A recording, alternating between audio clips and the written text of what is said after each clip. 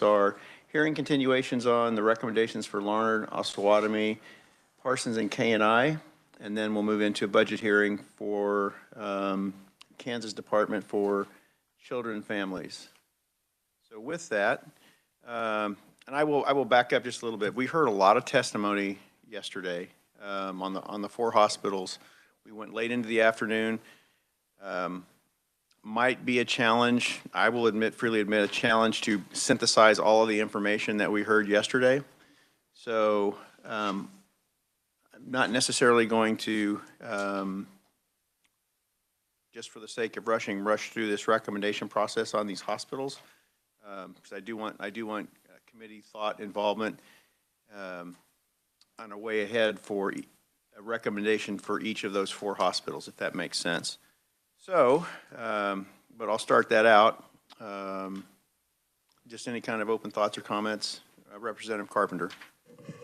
Thank you, Mr. Chair. So if for folks that have been involved in the budget process so far this year, and we have arguably by the time this budget is passed in April or May, there will be 2 months left to spend this money. So I would, for instance, Larned State Hospital, they're asking for $32 million.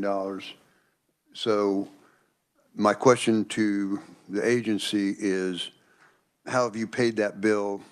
You're not going to be able to spend $32 million. You know, so when they ask us in Appropriations Committee, and they're going to say, well, there's only 2 months left in this year, what are we going to tell them?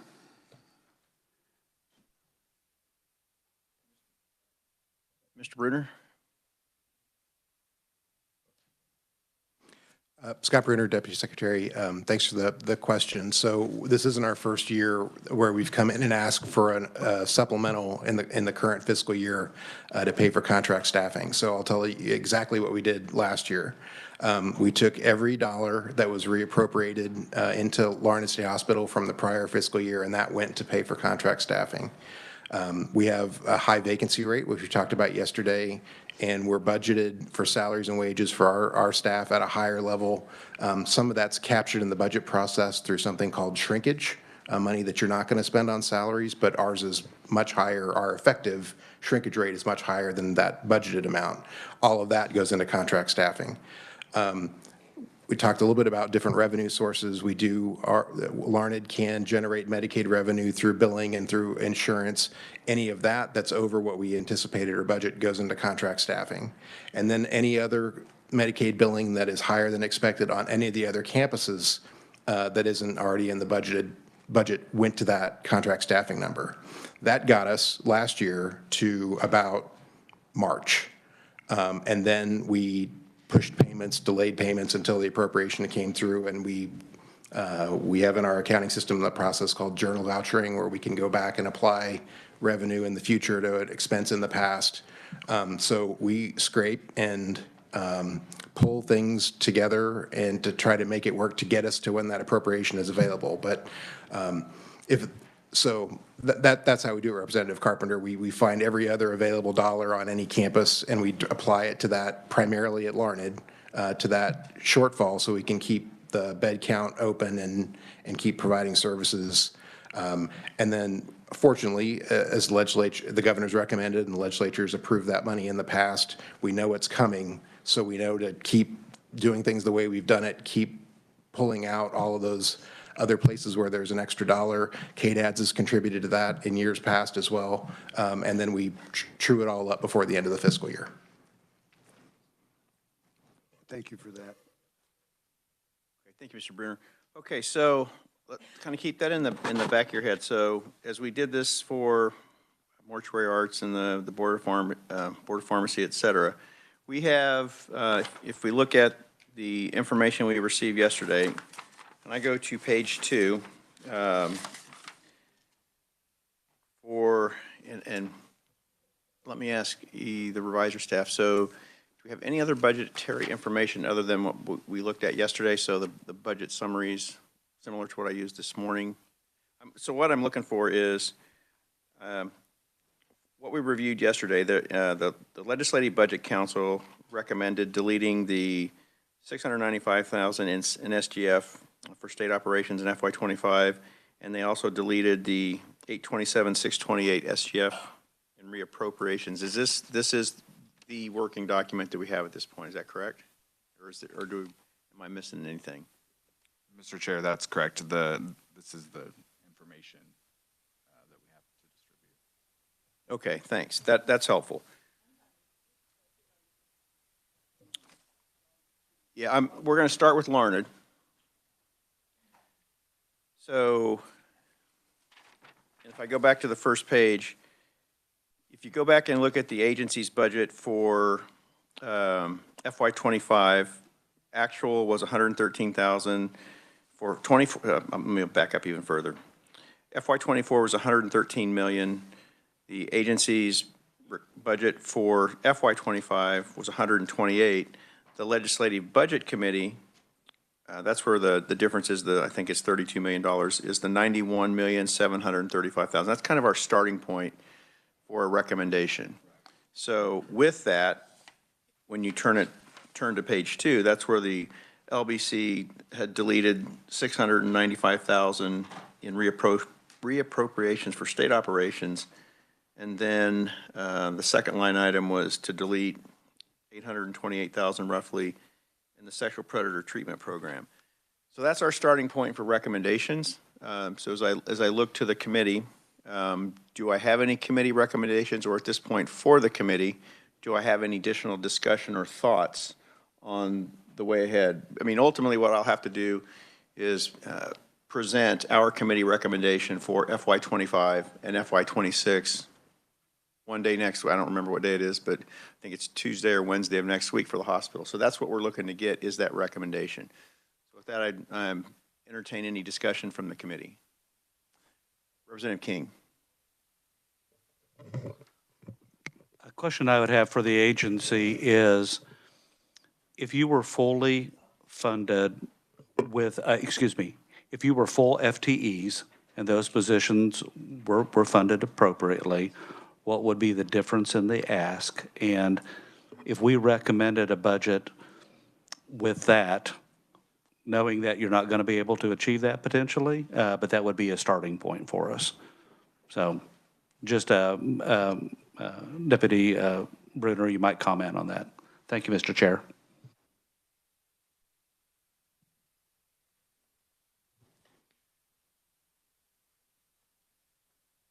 Mr. Bruner. Thank you, Mr. Chairman. That's a great question. You asked us that yesterday, and the Larned team, when they got home, I don't know if when they got home last night or this morning, they ran through those numbers just to say to get our state positions with our full complement, every position filled. That came out to be about $34 million altogether. And I didn't add it all up, 350 additional positions. So there'd be a little bit of a delta between what we have and that 350. But so it's roughly the same amount of money. But it's a large number of additional positions we'd have to hire and find. And so what we get with the contract staffing, and I don't like it any more than anybody else to pay two and a half or three times more for people, is that those are positions, people that are on the campus and working. So in terms of immediacy, we get what we need with the contract staffing at roughly the same amount of money as it would be for the full state complement at the same level of coverage. Chairman, may I ask one more question? Please. So you're saying that there's a difference of the $38 for the RN and some change versus the $90, but that $38 is base wage. It's not the loaded wage, so it's not a 2-to-1 difference. No, it's not. With fringe, that we estimate that's around 30% for fringe on top of the $38. That's correct. All right, thank you. Thank you, Mr. Chair. Okay, thank you, Mr. Bruner. Representative Reese. Thank you, Mr. Chair. This question is for Dalton. Much more concrete in my thinking when I look at all these numbers. So when I'm looking at what the LBC is suggesting for 2025 of the $91,735,513, And then the LBC also suggested that they're deleting the 695 and then the 827. Is that already included in that 91? Or is it 91 minus the 695 and the 827? Mr. Chair, Representative, you're looking at page 2, I believe, of the budget summary, just so everyone is on the same page. I'll actually start at the top of figure 4. If you look at the agency section, the all funds approved amount is 82 million, and that's in that gray line. If you'll compare that to the Legislative Budget Committee all funds starting point, it's 80 million. So you can see there the reappropriations are deleted from the starting point in the Legislative Budget Committee column. And then moving down to lines 2, 6, 7, 8, and 9, those are added on to that starting point. I hope that helped and did not confuse it further, but essentially, yes, the reappropriations are deleted out of the 91.7 million. Which leaves us what? As total budget for Lorna. The Legislative Budget Committee recommendation is 91.7, and that includes deleting reappropriations and enhancements. That's what I need to know. Okay, thank you. Okay, committee, any other thoughts or questions? Representative Carpenter. Thank you, Mr. Chairman. I would make a recommendation that we fund that. They had $1.5 million worth of unspent SGF from 2025 carried over that they had deleted out. That might mean that they have a little bit of slack there. I would recommend that we fund $30 million in the contract labor fund. Okay, we have a recommendation from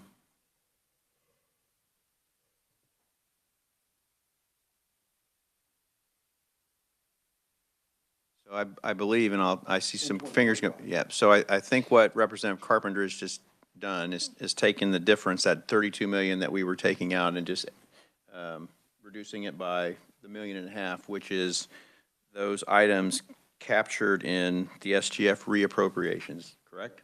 Okay. So that effectively, in terms of that recommendation, would take the all funds, if you go to that far right column and you look at the Legislative Budget Committee all funds, that would raise that up roughly $30 million, correct, Dayton? So that would take that 91.7 million up to about 121. Okay, yes, it's if you look at the difference between what the agency request was and the Legislative Budget Council, the difference between those two numbers, the delta is like $32 million. So what Representative Carpenter just said is, we will agree to take out the where it says on SGF reappropriate. We'll take those dollars out, and so that 32 million becomes roughly 30 million. And so then when you look at the bottom, when you look at the in Figure 4, as Dayton pointed out, it takes, when you're comparing the agency all funds number of 128,558,000 over to the Legislative Budget Committee all funds, add 30 million to that 91. That becomes a new comparison. Okay, everybody tracking? Okay. Representative Reese. So which kind of nullifies what the LBC did with the deletion of the 695 and then deletion of the 827. Technically, I guess you could look at it that way. It's I think it's an acknowledgement of the reappropriation. It's that in fact is real. The other thing it's saying the committee says that we don't believe this agency can operate at $91.7 million. Representative Orpeza. I would have to agree with that. I mean, I have to agree with that. We may need to make sure that we're funding the nursing and the staff to run this facility. And I think what Representative Carpenter has done is done that, and an acknowledgement to the overage that was from this last year.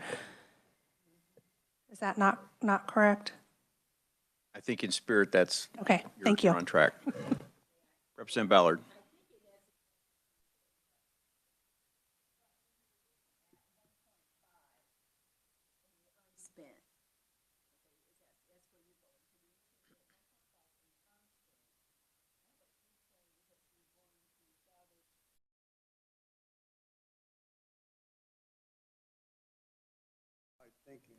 My thinking is that if they had a $1.5 million overage from last year unspent money, then we could narrow this down, the 32 million down by $1.5 million and have $30 million price tag because they had overage from last year. Representative Rivas. I was just going to point out on item number 5, it talks about the agency nursing staff. That's where the 32 million is mentioned, so we might reference that. So you're taking those 2 points together is what you're doing. You're taking the 1.5 off there, so. He's looking at them in Together. context with each other. Yeah. Right, yeah.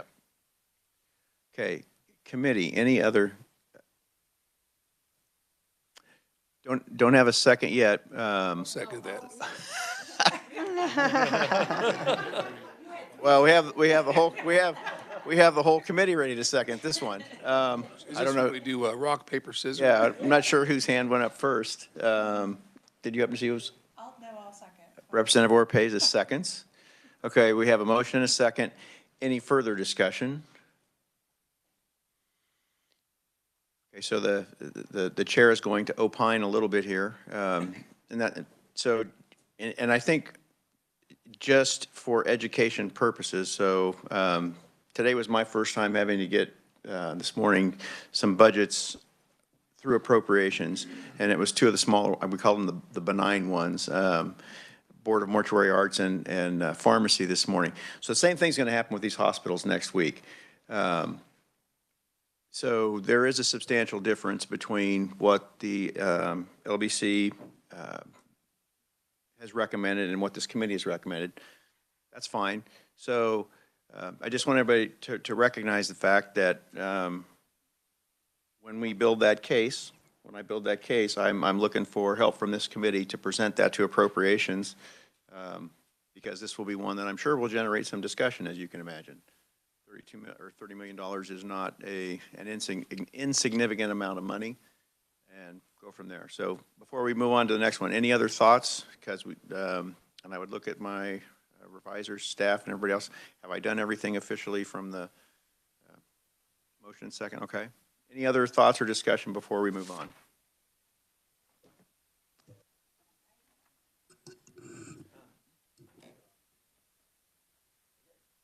Yeah, I do. I want to follow up. Representative Ballard. Carpenter, when we look at that with the 30 million, all right, so you had the 1.5 that was unspent, but we're looking at it in terms of, is 30 million enough that can carry over? So I think that's one of the issues we have to look at. Would it be enough? Mr. Chairman, Representative Carpenter. none of this is adequate, okay? We're leaving a lot of things. We're leaving fire unprotected. We're leaving a lot of other things. This is a realistic offer that I think we can sell to the Appropriations Committee. It doesn't have anything to do with what we may need to do or what we should do, but it's what we can do. So just to be clear. And I raise that question because I'm agreeing with him that it isn't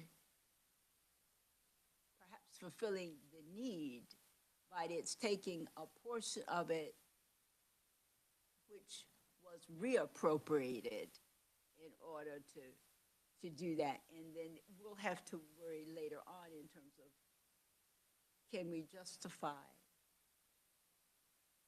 putting more in? And that would come potentially through any discussion in the Appropriations Committee meeting. But this is our recommendation for. So I would say then I move that the Committee on Social Services budget recommend to the House Committee on Appropriations. Yes.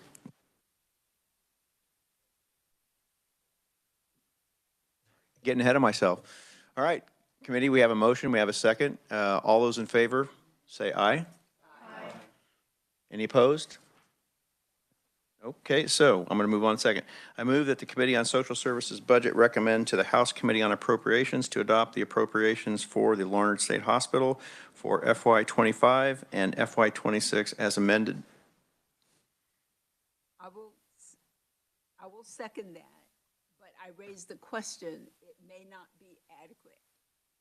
Okay, we have a motion and a second. Any discussion? All those in favor? Aye. Any opposed?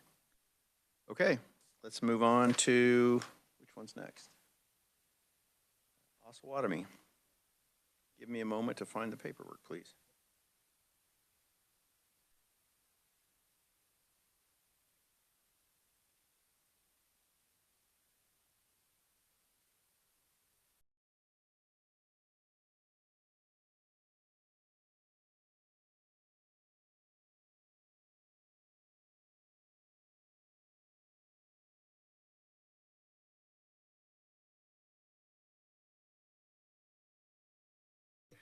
Okay, moving on to the Osawatomie Hospital. If you have that information or paperwork in front of you, just reorient everybody, and I'm going to go back to page 1. So for reference, in FY24, the actual FY24 budget was $66.4 million. The agency budget for FY25 went from 66 actual to 75.7 million. Their request, the Legislative Budget Committee came back with 64.7 million. And again, so that's just kind of table and place setting for where we start the process. I'm going to flip to second page and go back and start with, I think, Dayton, we used the budget, figure 3 budget comparison for FY25. Going to take a minute to peruse that. So the 2025 approved budget was 57 million. 1 second to go offline here, but.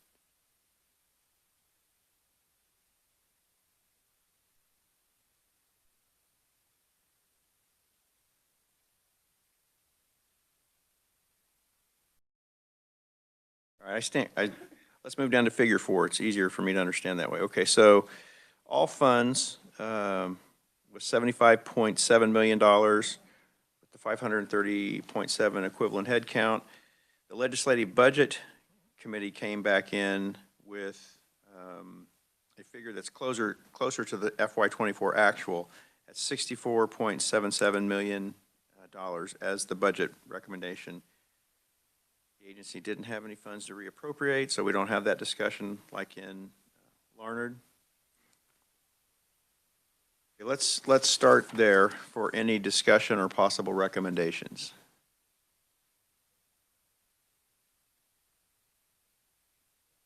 Representative Steens.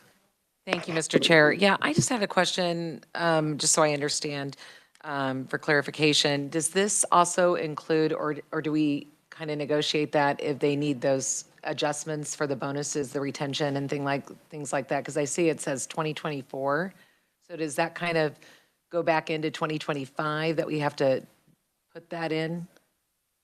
I think I'm going to turn that one over to Dayton. Okay, thank you. Mr. Chair, so last year, a proviso was added to the appropriations bill that was effective for 1 year that increases those bonuses. If I recall, that was in the KDAD's budget, not in the hospital budget. So you'll have another opportunity to review that once we get to KDAD's. But yes, if you wanted to continue those bonuses, language would need to be added to continue them. Okay, committee, any, Representative Rivas.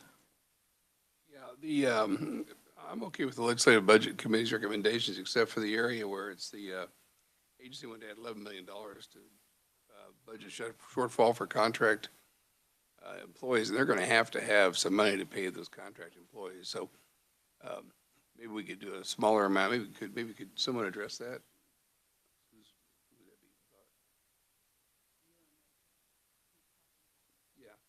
who could speak for Osawatomie? Is that you?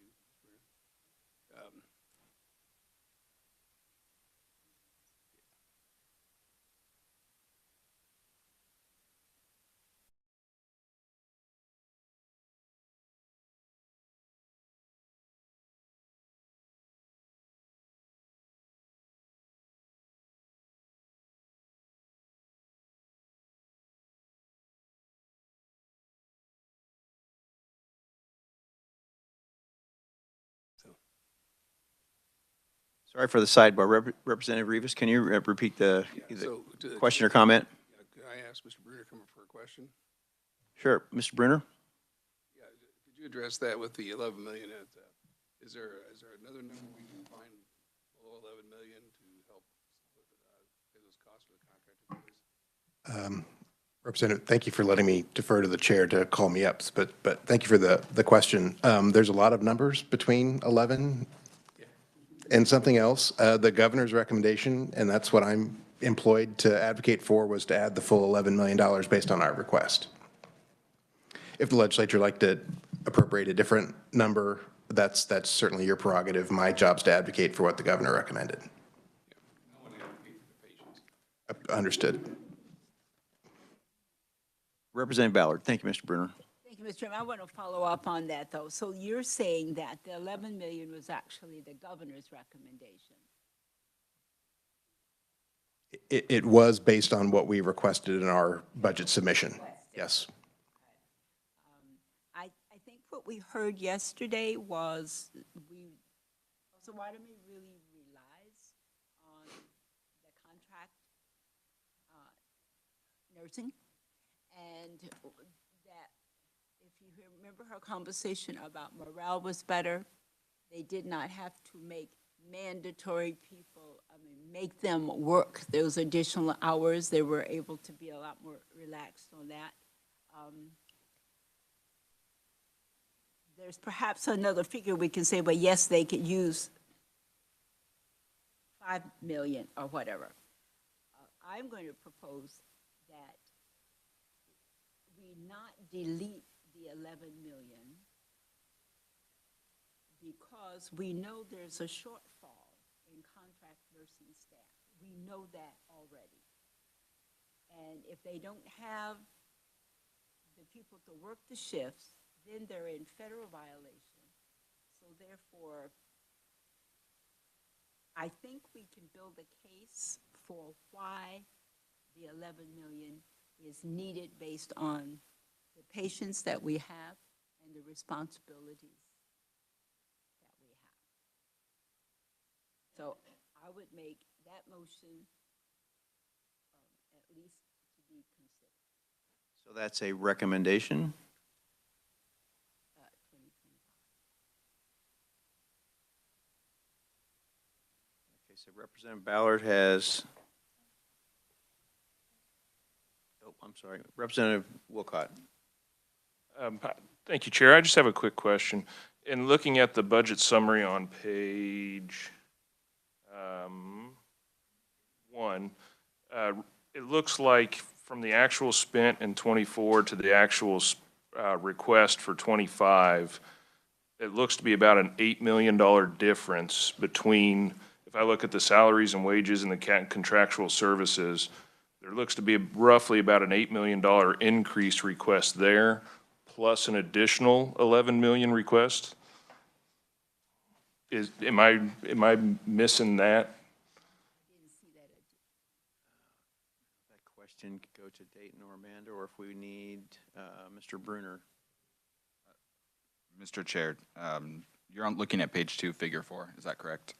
Well, I'm kind of looking at both tables. So my first question, if you go to page 1, figure 1, if you take a look at actual spent for 24 for the salaries and wages and the contract services, if you add those two together, you're roughly 63 and some change. And then if you add the agency's request there, you're now at roughly 70 million and change, maybe 71, closer to 71 million there. So the actual spend in 24 to the agency's request, just in salaries and contractual services, is about an $8 million increase. And then we see on page 2 and another $11 million ask. Figure 4, I'm sorry, page 2, figure 4. There's another $11 million ask. I guess my question is that $8 million increase that we see on page 1 included in the $11 million ask on page 2? Or are these two separate asks to really have an increase of $19 million for services? Mr. Chair, Representative, so if you look on page 2 at figure 3, you'll note the gray boxes there have two comparisons between the reference points you mentioned. So if you compare the agency's request to actual expenditures, it is an increase of 9.3 million, and that would be inclusive of the $11 million enhancement request. If you look at the next set, comparing the agency's request to the approved amount that was approved by last year's legislature, their increase would be 18.4 million, which would also be inclusive of the 11 million, as well as those other changes below. So both of those change amounts do include the enhancement and the other changes. It's just a different starting point in terms of the comparison.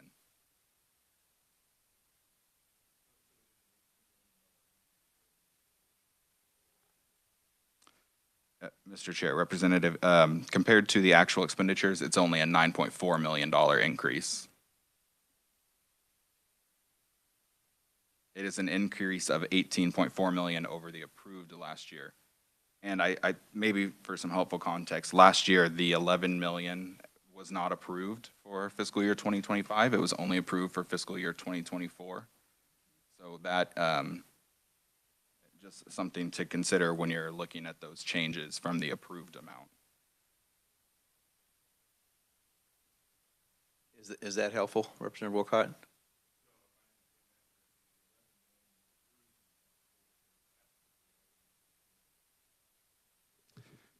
Mr. Chair, Representative, so last year the agency submitted a budget request for 2024 and 2025 that included the enhancement requests for a budget shortfall.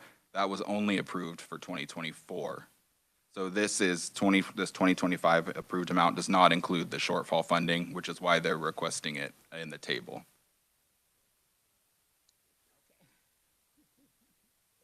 Okay, any other comments or discussion?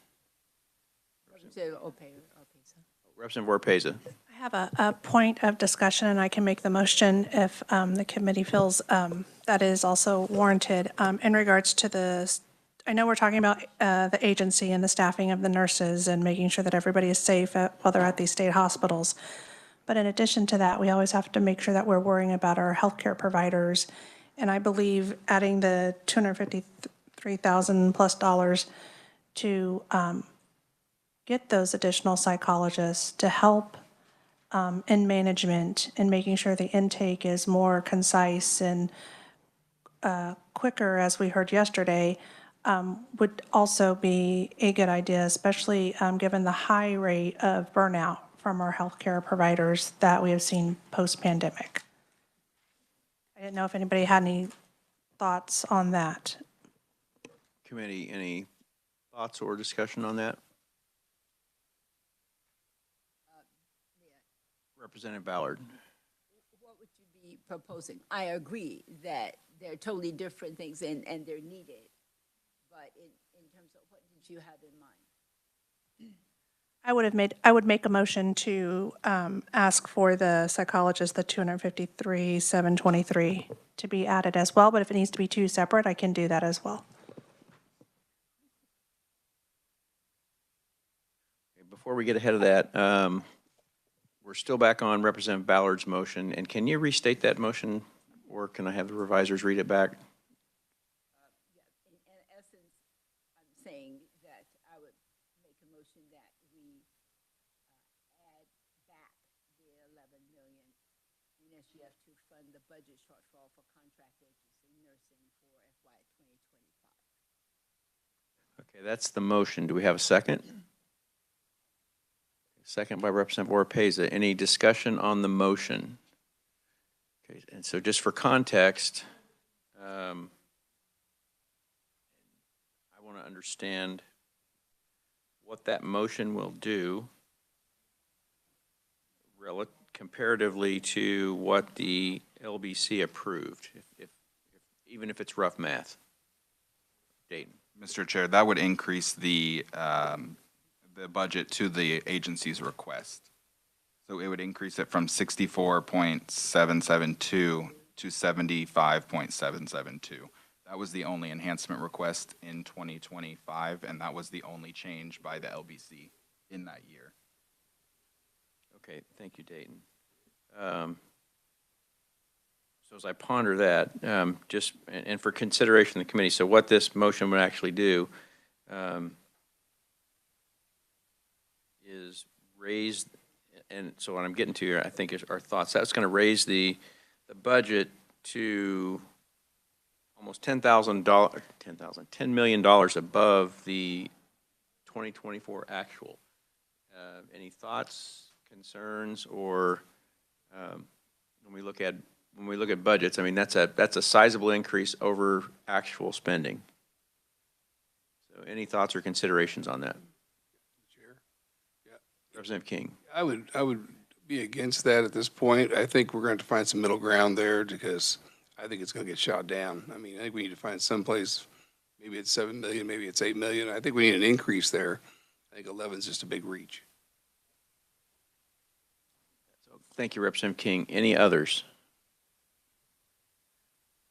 Okay, hearing no other discussion, we have a motion, we have a second. We need to vote on the motion, so all those in favor say aye. Which one are we voting on? Oh.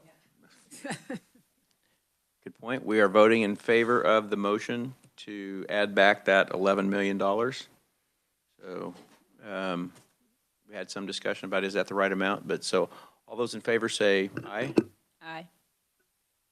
All those opposed say same sign. Okay, so motion fails, so we're back on the discussion amount. So let's do I have an alternative recommendation? We've had great discussion on an increase here. We have a disagreement on what the amount is. Representative King. Rivas. Would you booked switch in. chairs, please? Right. I'm sorry. Yeah. Representative Rivas. Yeah, I would move to, so I'm just going to pick a number, 8 million back in for that category for nursing services.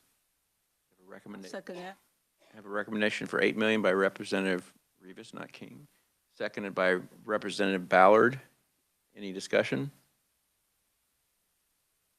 I have a motion and a second. All those in favor say aye. Aye. All opposed? So that motion carries.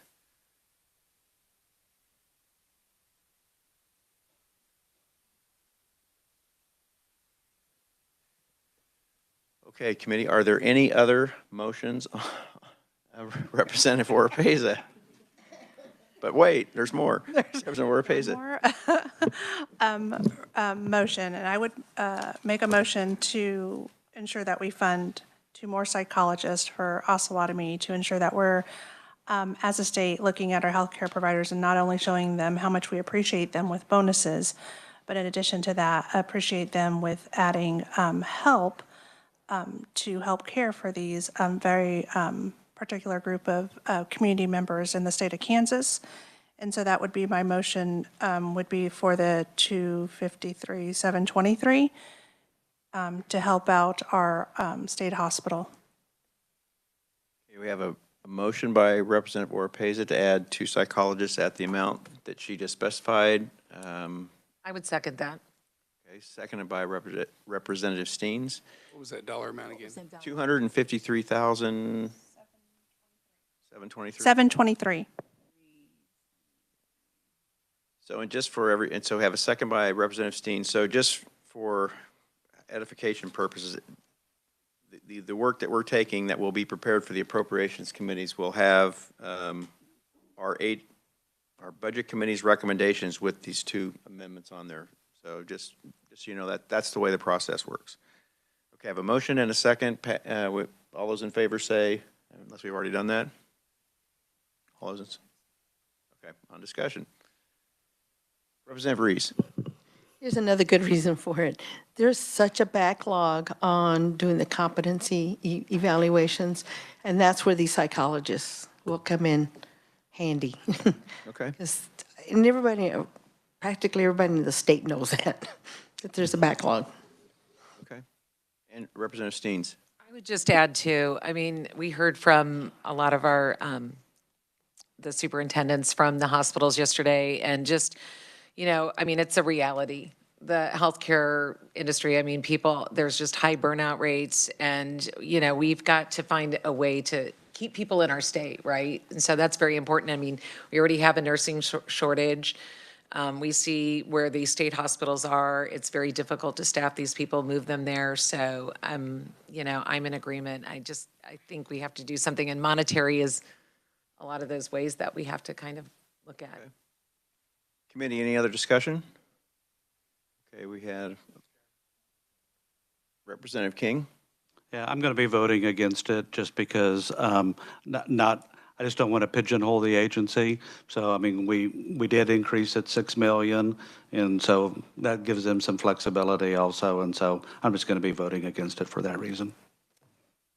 Thank you, Representative King. Thank you, Mr. Chair. Representative Carpenter? Thank you, Mr. Chair. And I think for Representative King's reference, it was $8 million was the previous deal. I'll be opposed to this also. Okay, any further discussion? Okay, the motion's on the table. All those in favor of Representative Oropeza's recommendation, say aye. Aye. Why don't we just raise hands, please, so I can get a count? All opposed? Okay, motion passes.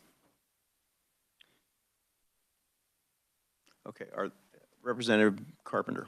Mr. Chairman, so so I'm clear on this one and this one, this is 2025.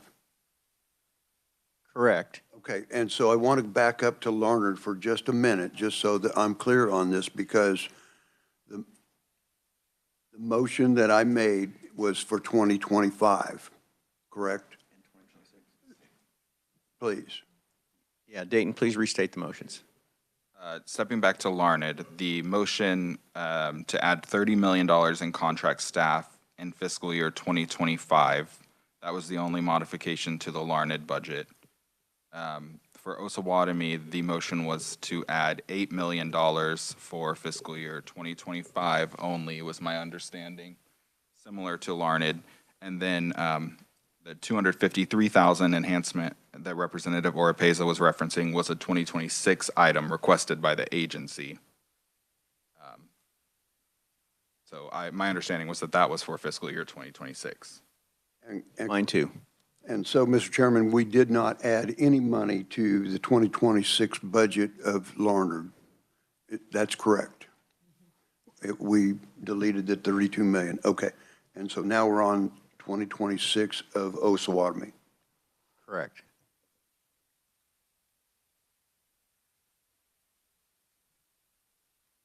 So let me reorient myself to this.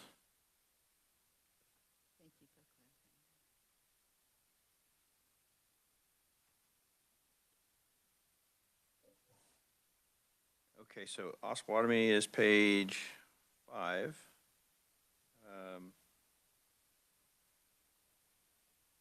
Do I have any recommendations for fiscal year 26 for Osawatomie from the committee? Let's see, wait, let me.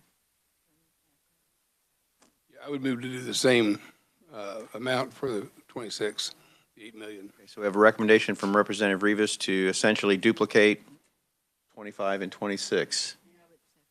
Representative Ballard seconds. Do I have any discussion? I would just add, the reason I think 8 million is fair, because we can, hopefully we get the KDAD's bonuses in, we can start increasing the staff and have a different vacancy rate. So by keeping it flat, there's a little bit of an incentive to try to increase the full-time equivalents. Okay.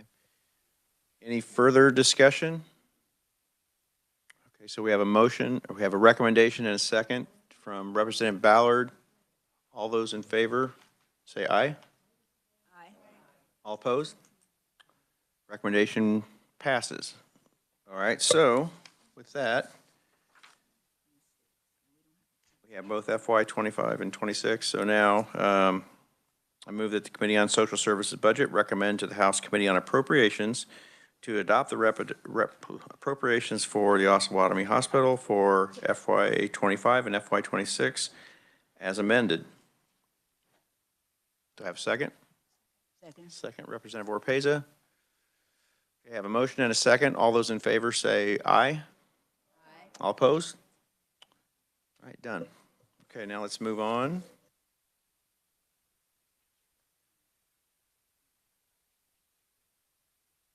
Okay, next up is Parsons. So if you have your information on Parsons, I'm going to do a quick scan here.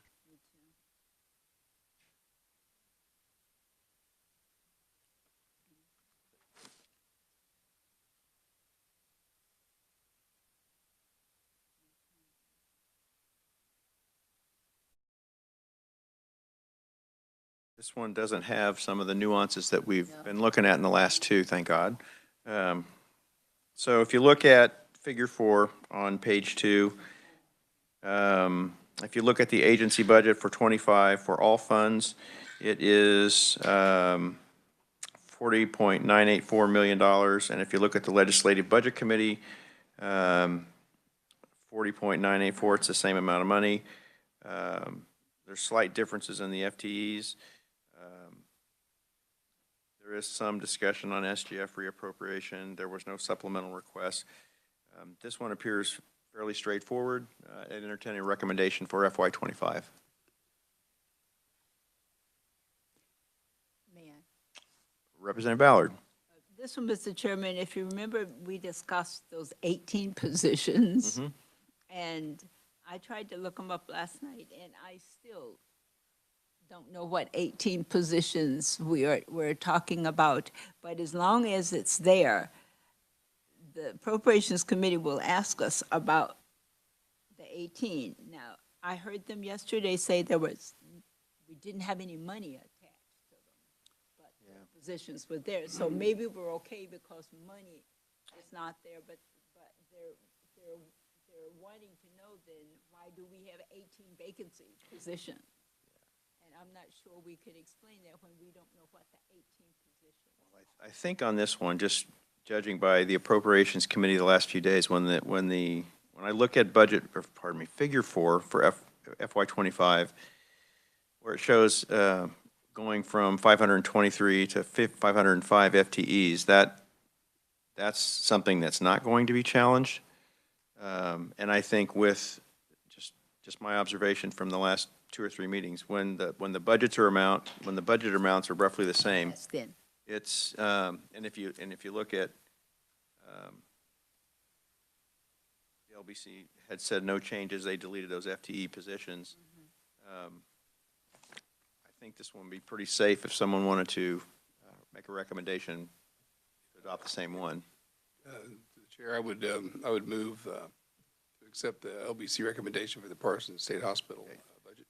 So I have a recommendation from Representative Rivas to accept the LBC recommendation for FY '25. Do I have a second? Second. Representative Steens, any discussion? No discussion?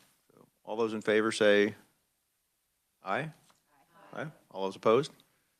Okay, let's move into FY '26. That is on page 4. Essentially have the same, it's the same scenario for FY '26. So given what we just did for FY '25, do I have a recommendation from anyone? Representative Orpeza?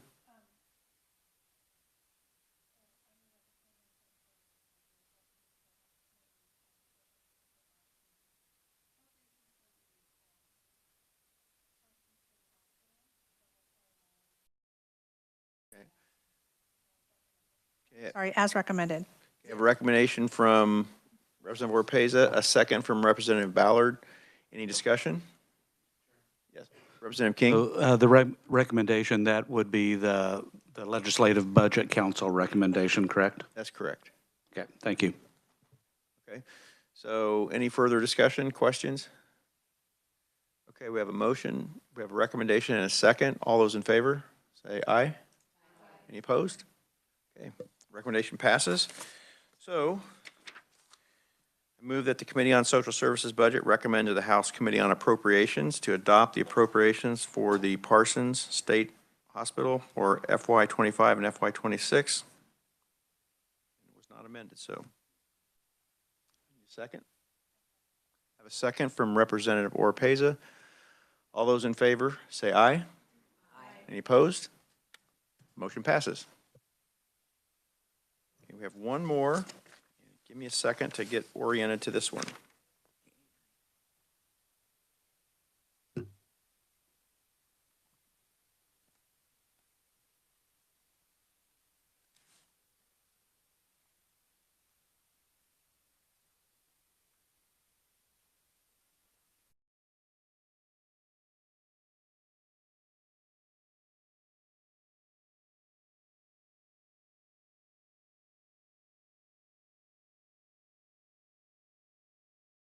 Okay, committee, I'm going to start on page 2. This one, like Parsons, K&I, from an agency standpoint and from the Legislative Budget Committee standpoint, are reasonably close. There were no, the agency didn't have any SGF funds, reappropriated from FY '25 to '24. This is the one where we heard testimony yesterday on the certified medication aids. So as you look, the difference really, the agency is requesting $38.7 million roughly, and the Legislative Budget Committee is 37.5, so a little over $1 million difference. So with that as our starting point, do I have any recommendations or discussion?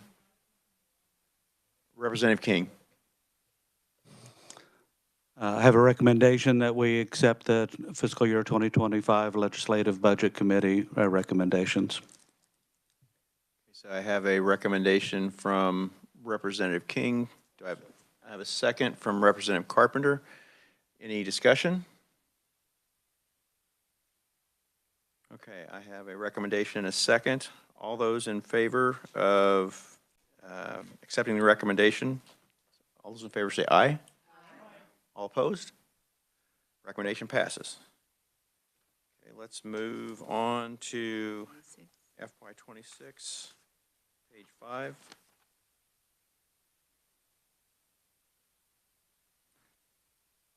Roughly the same story. There's a little bit larger difference between the agency request at 39.7 and the Legislative Budget Committee of 37.5. If that's the starting point, any thoughts or discussion, recommendations? Mr. Chair, I make a recommendation that we accept the Legislative Budget Committee recommendations for fiscal year 2026. There's a recommendation on the table. Do I have a second? Second from Representative Carpenter. Any discussion? Okay. Representative Ballard.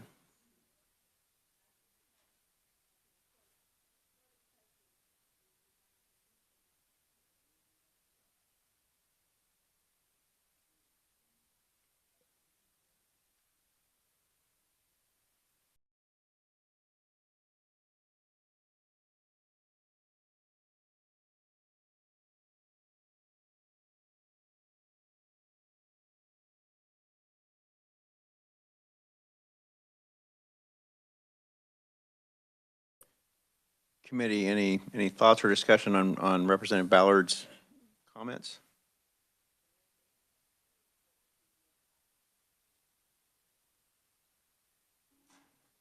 Dayton. Mr. Chair, Representative, could you clarify what you mean by impact? Are you asking about the monetary impact or policy? Okay, the difference between the agency budget and the legislative budget recommendation is $2.2 million and 42 FTE positions. Those two enhancement requests that you see on page 5 were deleted by the Legislative Budget Committee.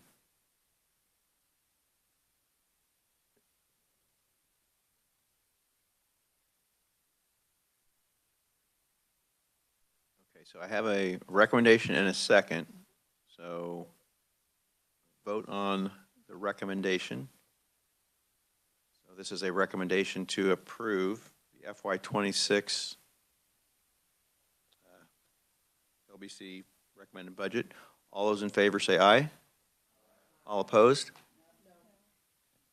Motion passes.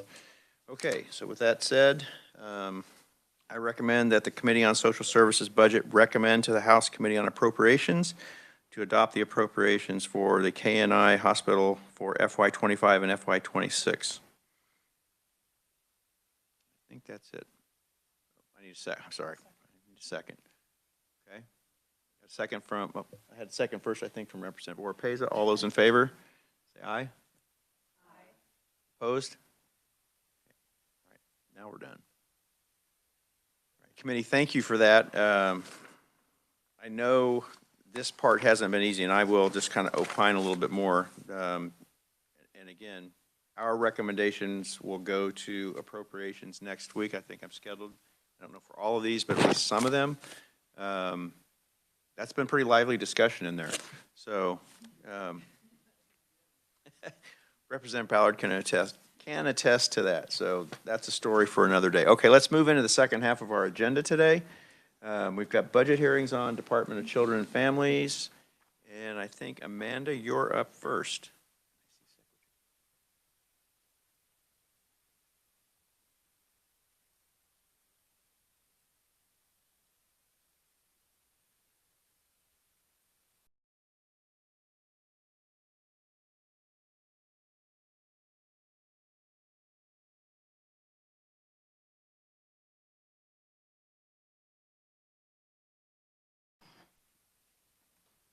Hello, Committee and Chair. Amanda with Legislative Research. We're going to be going over the budget summary for Department of Children and Families next. I know this is a semi-quasi paperless committee. These are big numbers, so if you need a paper copy of the budget summary, we do have some available. All right. So we're going to cover what the agency requested back in September when they submitted their budget. I'm also going to cover the recommendations of the Special Committee on Legislative Budget, and then what ultimately went into House Bill 2007. And as we go along, I'll touch on the differences between House Bill 2007 and then what the governor included in her budget proposal as well. Thankfully for us, we have many fantastic, smart individuals behind me from DCF, including Secretary Laura Howard, who you've heard from, Deputy Secretary Dan Lewin, Deputy Secretary Tanya Keys, and Budget Director Tammy Tompkins, along with a few other individuals back there that I'm noticing. So lots of people available to answer your questions.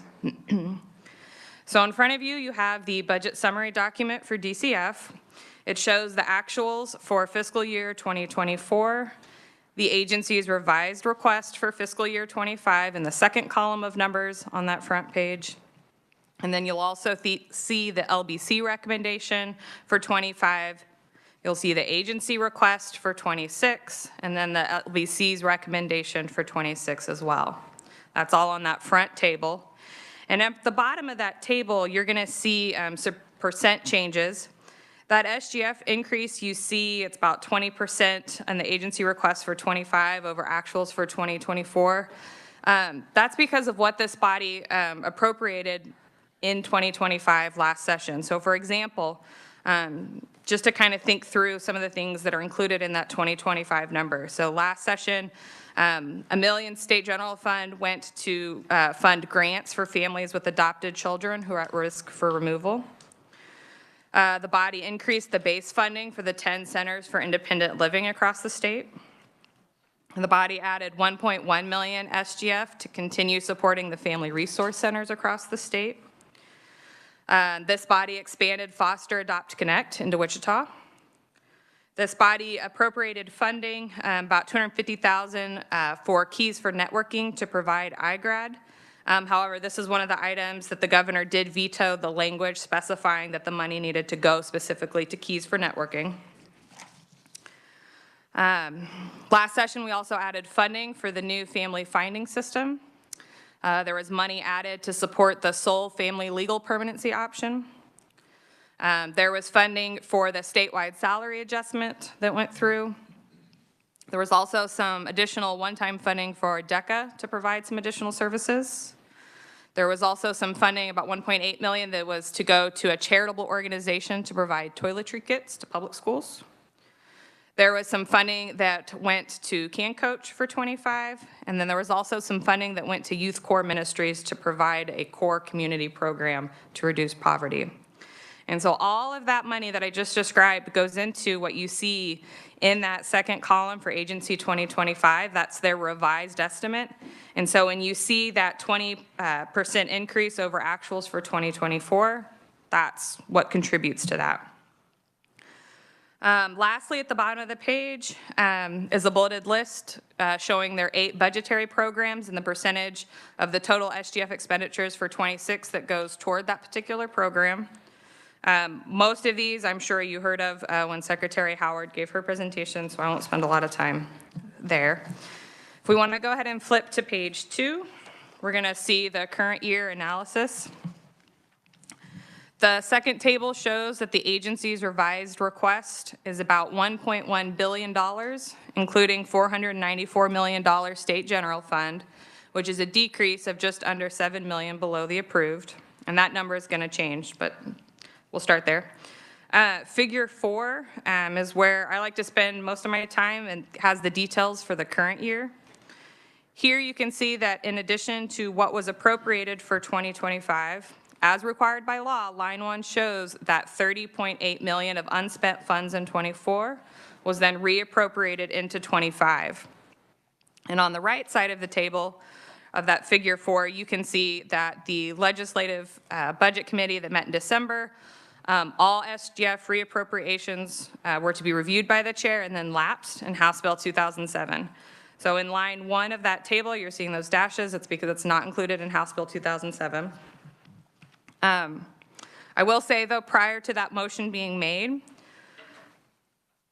the agency did provide a list of what the game plan was for those reappropriations and what they wanted to spend those reappropriations on had they been included. And so that game plan of what they were looking at is on the last page of the budget summary. There's a whole list. And I'm not going to spend a lot of my time covering that because my understanding is that part of the purpose of the lapse was to give agencies a chance to come back and have the conversation directly with all of you for what that reappropriation is about, what they want to spend that money on. Moving down the table, item 2 is showing that the agency has no supplemental requests for fiscal year 25. And then item 3 is showing that when the agency submitted their budget, they preemptively lapsed about $7 million of their reappropriations. And so earlier when I was speaking to the Legislative Budget Committee lapse, that motion effectively lapped the remaining appropriations. So 30 absent 7. Then in the subsequent items, numbers 4 through 10, these are various federal funds with no limits that the agency has the authority to spend. What you're seeing here is a timing thing. So when the agency submits their budget for 2025 initially, that's all the way back in September of 23 for fiscal year 25. And so at that time, they make their best guess on the amount of federal dollars coming in. And then the appropriations bill is passed in the spring of 24. And then in September of 24, they have a better understanding of how much federal dollars have come in. And so when they submit their revised budget, they're estimating some higher expenditures with those federal dollars that are coming in. And that's what you're seeing in items 4 through 9.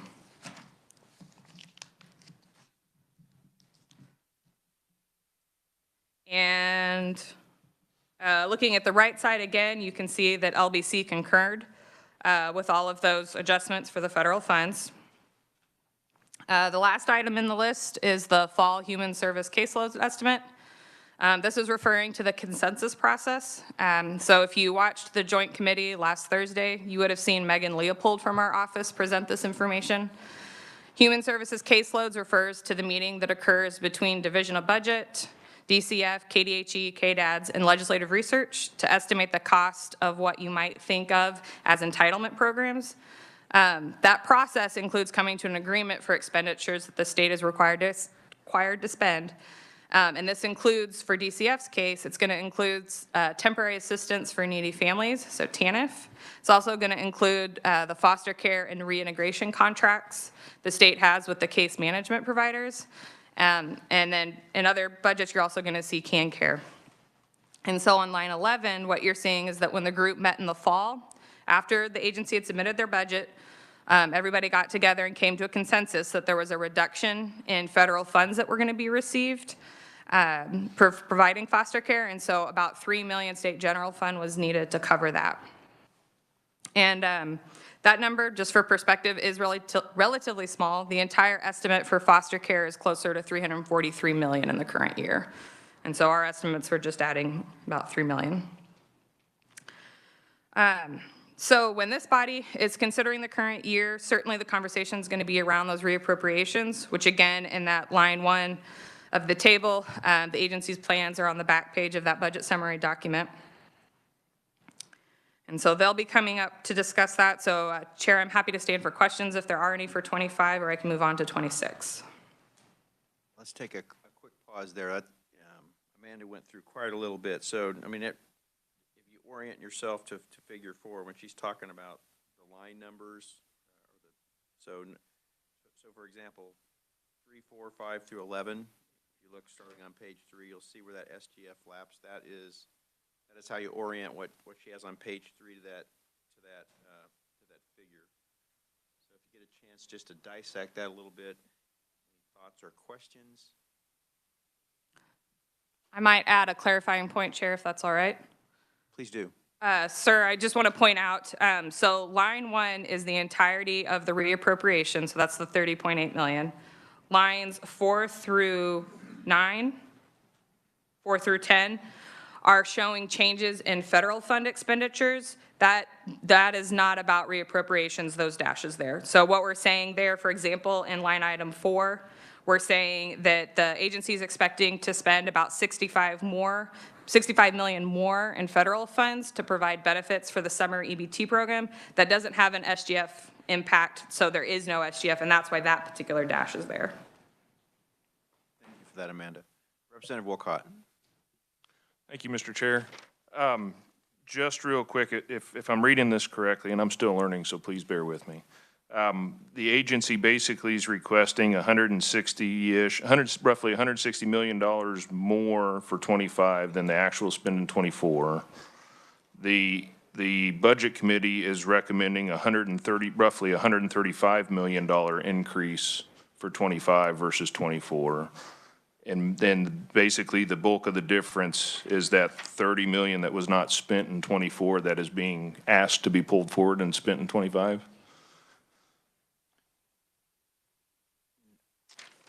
Again, and where I'm coming up with those numbers, basically, if I'm looking at figure 1, I have actuals of 24 of roughly 940 million. And then the agency's requesting for 25, 1.1 billion. So it's roughly $160 million increase year over year. And then the Legislative Budget Committee is, again, actual of 24 spend is 940 million.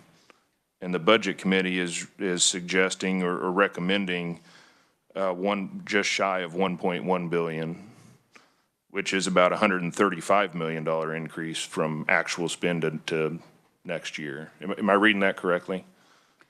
Chair, yes, thank you for the question. For the most part, yes. The one thing that I might caveat on or put an asterisk on is when you're saying, when you're looking at figure 3 and you're saying that there's 160 million more for total appropriations for 2025 over 2024, what we're saying there is that in that 2025 agency request, that's the revised estimate. So there was already an approved budget by this body for 2025 that included a lot of those increases. And there isn't, absent reappropriations, there is not the agency coming back and saying we're going to spend 160 more million dollars. It includes what the legislature already approved. Does that help? Okay. Representative Orpeza. One quick question. And then what was the difference with the governor's recommendation? Sure. So for fiscal year 2025, the governor's recommendation concurs with the legislative budget proposal with the agency request. There's no concerns there with the governor's. 26 is a whole nother story. Let's keep it on. Representative Carpenter. But isn't that increase in federal funds? Yes, we are also seeing an increase in federal funds. And talking about is not SGF, but it's federal funds, the increase, 65 million, some are EBT, 14 million, those are all federal funds. Is that, am I not, this is in figure 4. Sure, so we're kind of mixing some tables here. The tables that the Representative Carpenter mentioned, he's looking at figure 4 there, and he's talking about those federal fund changes. And that is true, that is also happening. Going back up to figure 3, so I'm looking at that first line, and I can tell you that the agency's revised estimate is about 83 million more than 2024 actuals. But again, that revised estimate includes what the legislature already approved. And then the 77 million is in all other funds, so that would include the federal funds.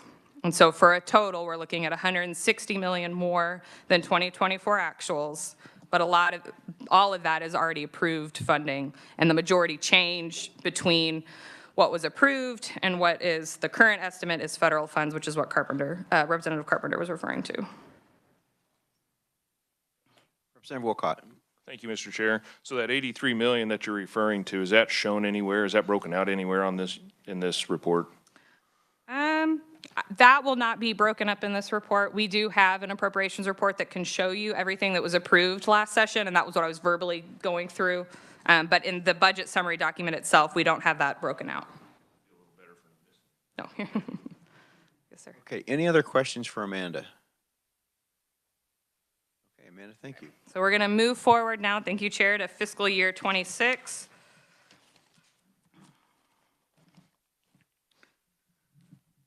All right.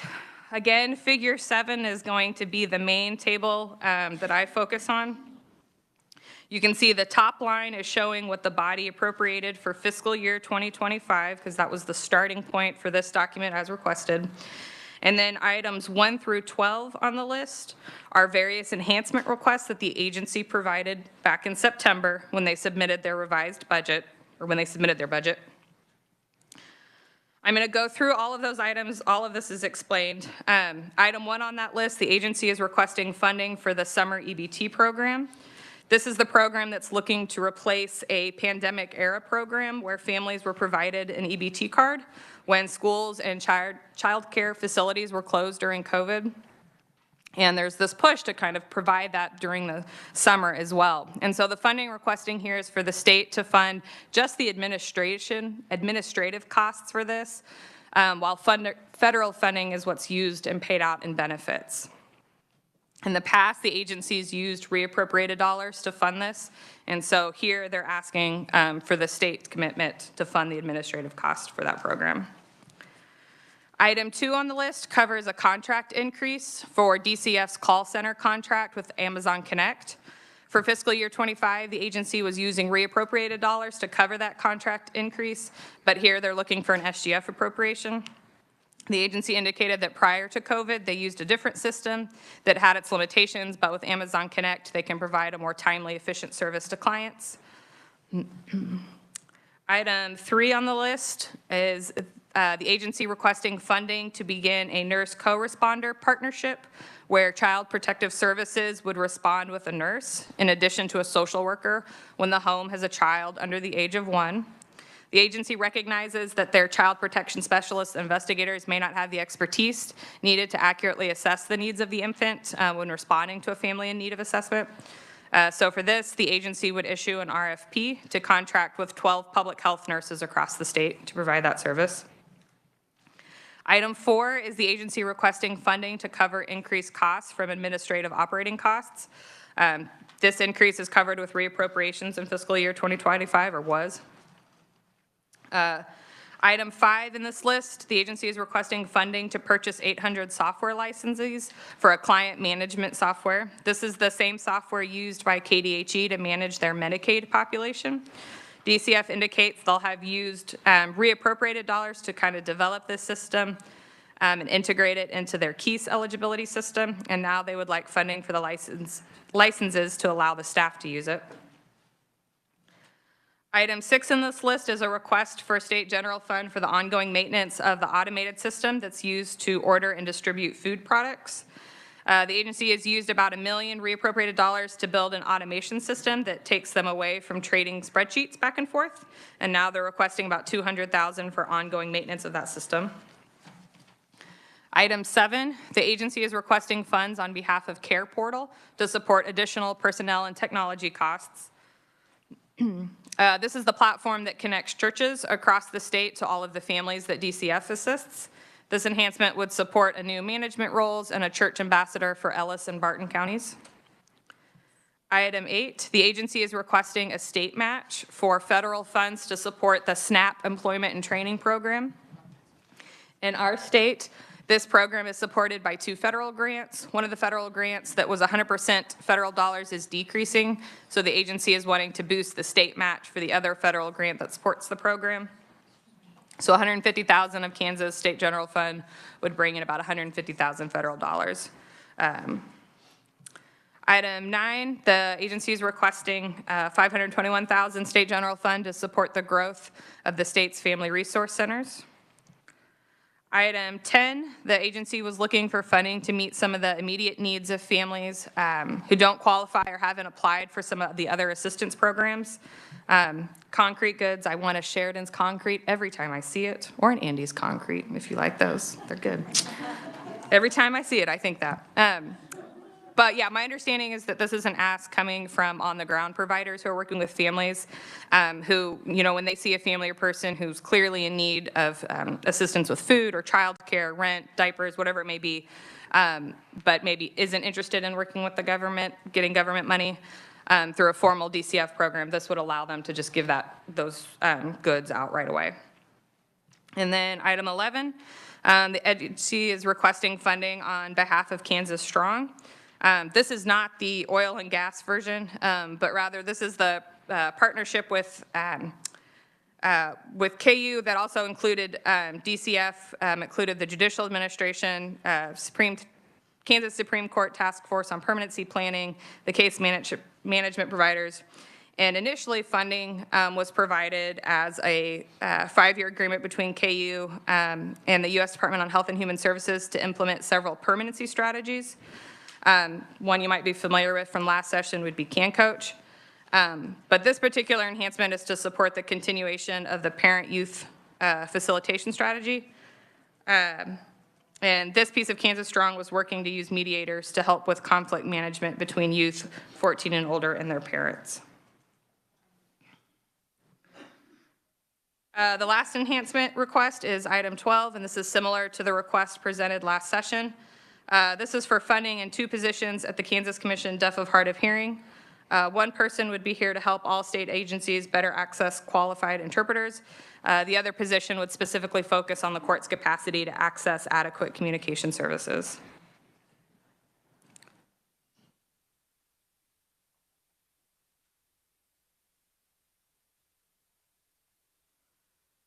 All of the dashes on the right side of the table are showing you that the Special Committee on Legislative Budget did not recommend any of these enhancements. But if you have your pen handy, I recommend circling items 1 through 5 on this list. And then write yourself a little note next to item 4 that says partial. So the items you just circled 1 through 5, those were ones that were included in the governor's proposal.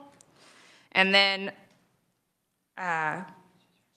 Chair, if I could have 1 second to confer with somebody.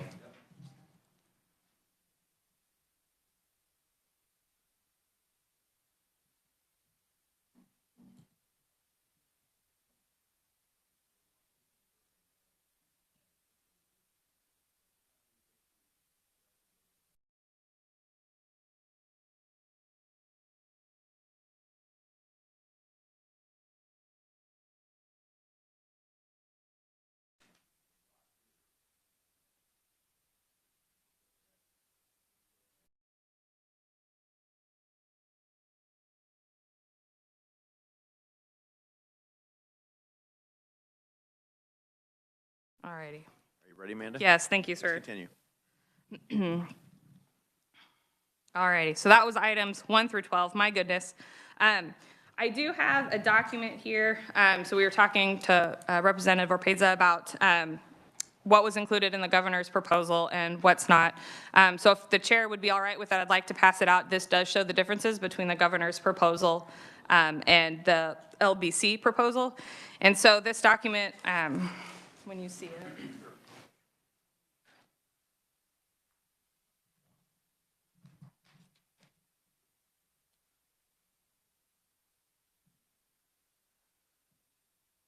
So this yellow piece of paper, this is the items of difference between the governor's proposal and what was the Legislative Budget Committee's recommendation. And then, so these, there are some additional items that were in the governor's proposal that are not in the agency request, nor are they anywhere on the budget summary document that summarizes what's in House Bill 2007. So on this yellow piece of paper, it's going to be items 6 through 11. So these are new items that came out of the governor's proposal when Director Adam Proffitt presented it last Thursday. I don't have a lot of additional information besides what's in the governor's budget report, which is what I stapled to the yellow sheet. So if you haven't had a chance to review that yet, those pages come directly from the governor's budget report and have a little bit more explanation. And then I'm sure as well Secretary Howell to give some more details. I do want to point out item 7 on the yellow page, though. That's going to be the workforce registry. This is that child care workforce registry that was developed using pandemic-era federal dollars. And then last session, the maintenance costs of the system transitioned to Children's Initiative Fund dollars. In recent months, the Kansas Children's Cabinet, who manages those funds, has come and raised concerns over the balance of that fund. And so now in the governor's proposal, her request is to fund that with state general fund dollars. And that is something that comes through Department for Children and Families budget. The other item on this sheet you may be familiar with is item 11. This is the item that was directly related to the executive order, which aims to have the survivor benefits remain with the child and not be used for foster care maintenance payments across the state.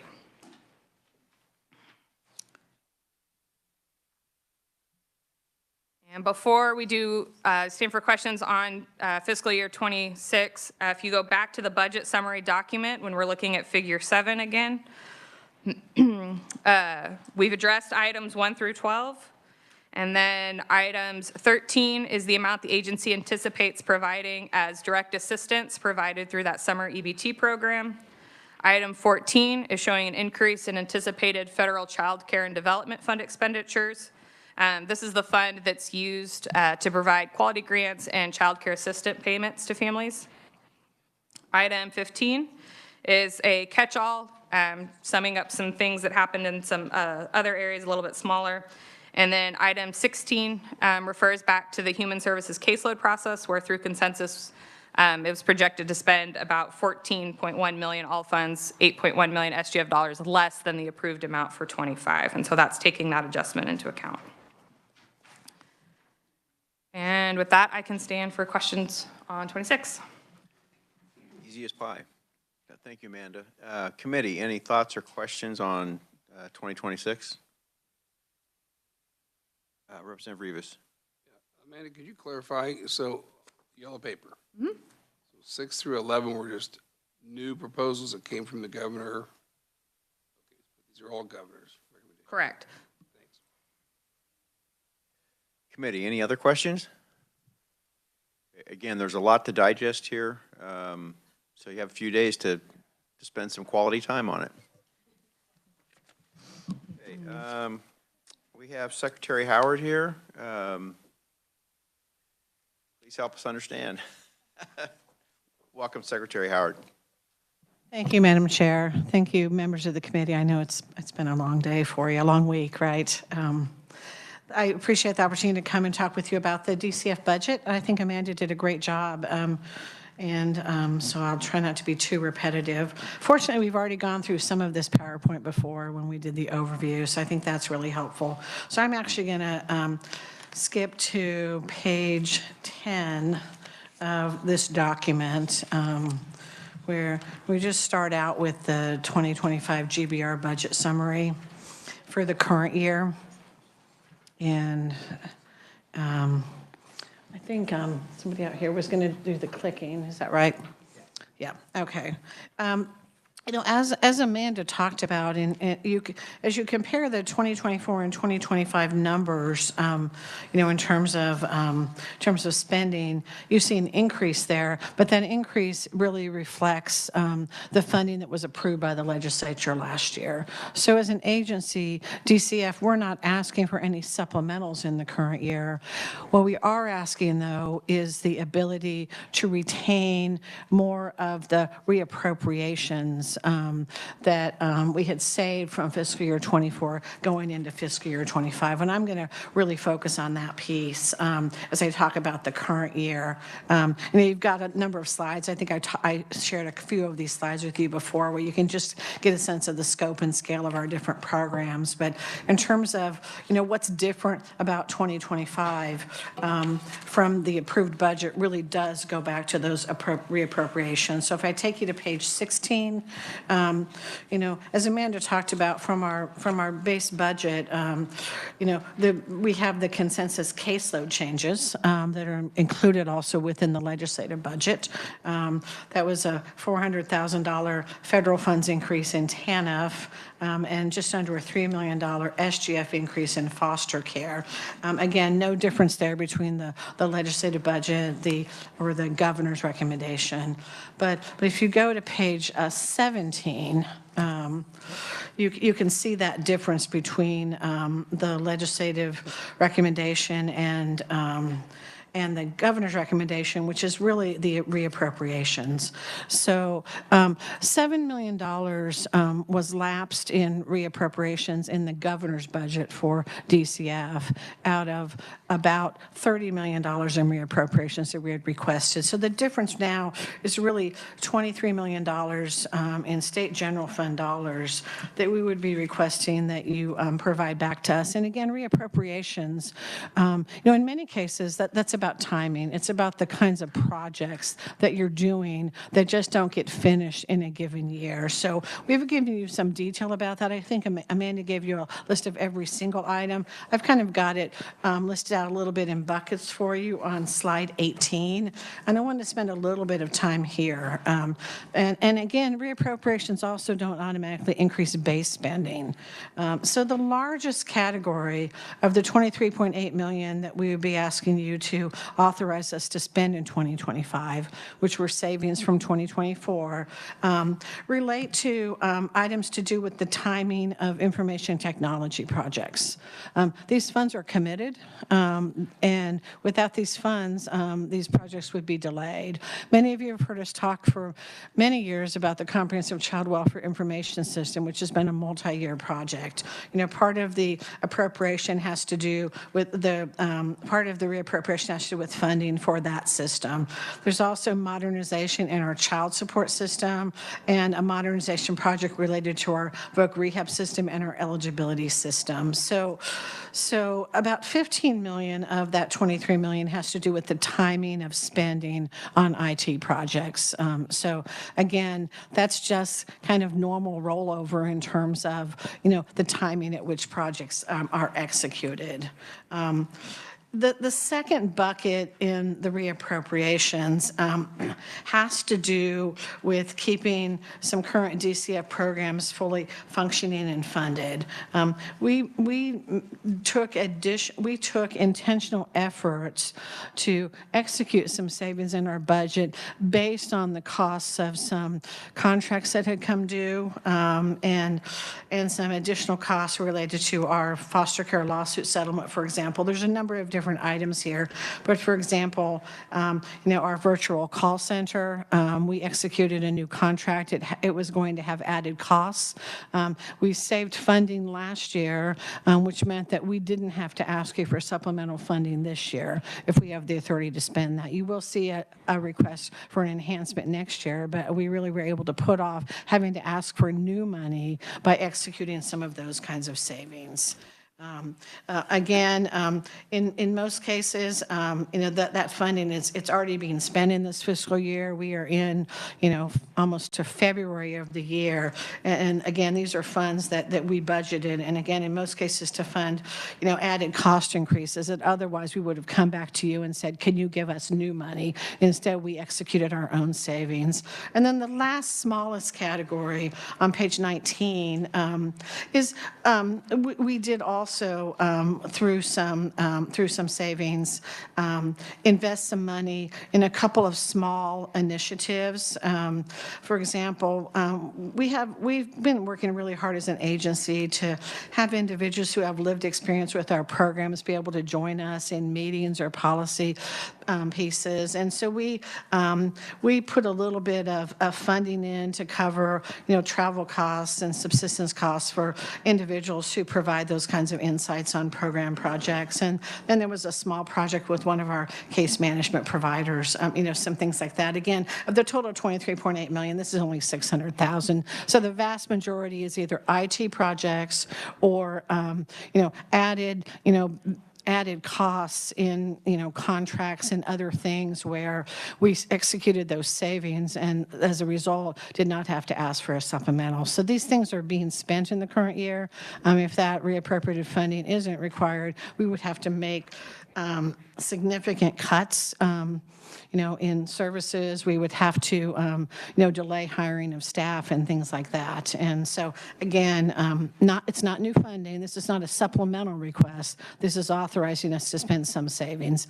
And again, $7 million has been lapsed, and we don't have any issue with the $7 million, but the $23.8 million we did budget. So that's kind of the current year. I know Amanda gave a very detailed list. We kind of tried to put it in buckets so you'd understand kind of IT projects, kind of base costs that we were executing savings for, and then kind of those few other miscellaneous items. That's really our only things that we wanted to talk about in the current year.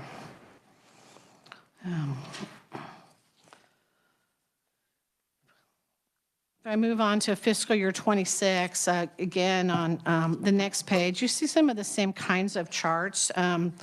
If you look at the top of page 20, in terms of the change in the total budget, in the governor's budget from fiscal year 25 to fiscal year 26, you actually see a reduction there, no change in the number of positions. Part of the reduction is due to, reduction in pandemic funds as we begin to, feed those out. I put in the same kinds of slides about the expenditures by program, again, reminding you that, prevention and protection services is by far our largest program, our child welfare program, followed by economic and employment support. I won't go through all those. Those are really for your reference. But I will move you on to page 25. Again, the positions, same as in 24. We have no requests for any additional staffing positions. So digging into then the budget, I again will be speaking from the governor's budget recommendation, but we'll make some comparisons to the legislative budget to try to make that piece clear. In terms of the governor's budget additions, if we start out with the base budget, the governor adopted, of course, the consensus caseload estimates that are also included within the legislative budget. That was, again, about $400,000 increase all funds in TANF, and it was a reduction in foster care of about $8.1 million, state general fund, $14.5 million all funds. So what's different from the legislative budget then in DCF for fiscal year 26 are the enhancements that the governor recommended that Amanda talked about on the yellow sheet, kind of lists all those out.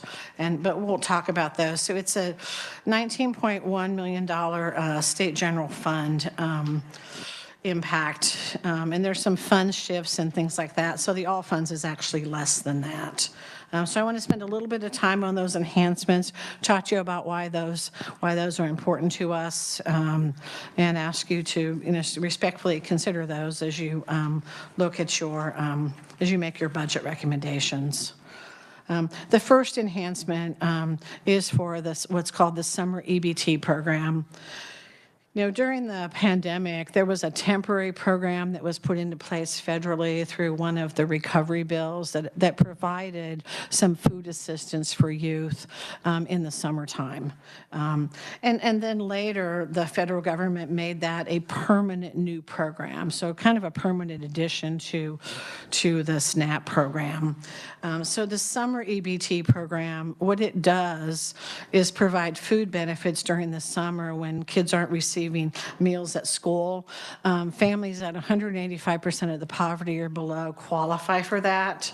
The benefits per family are, for this summer, they're $165 for the family, so it's really kind of a one-time benefit for that family, for $165 for each child.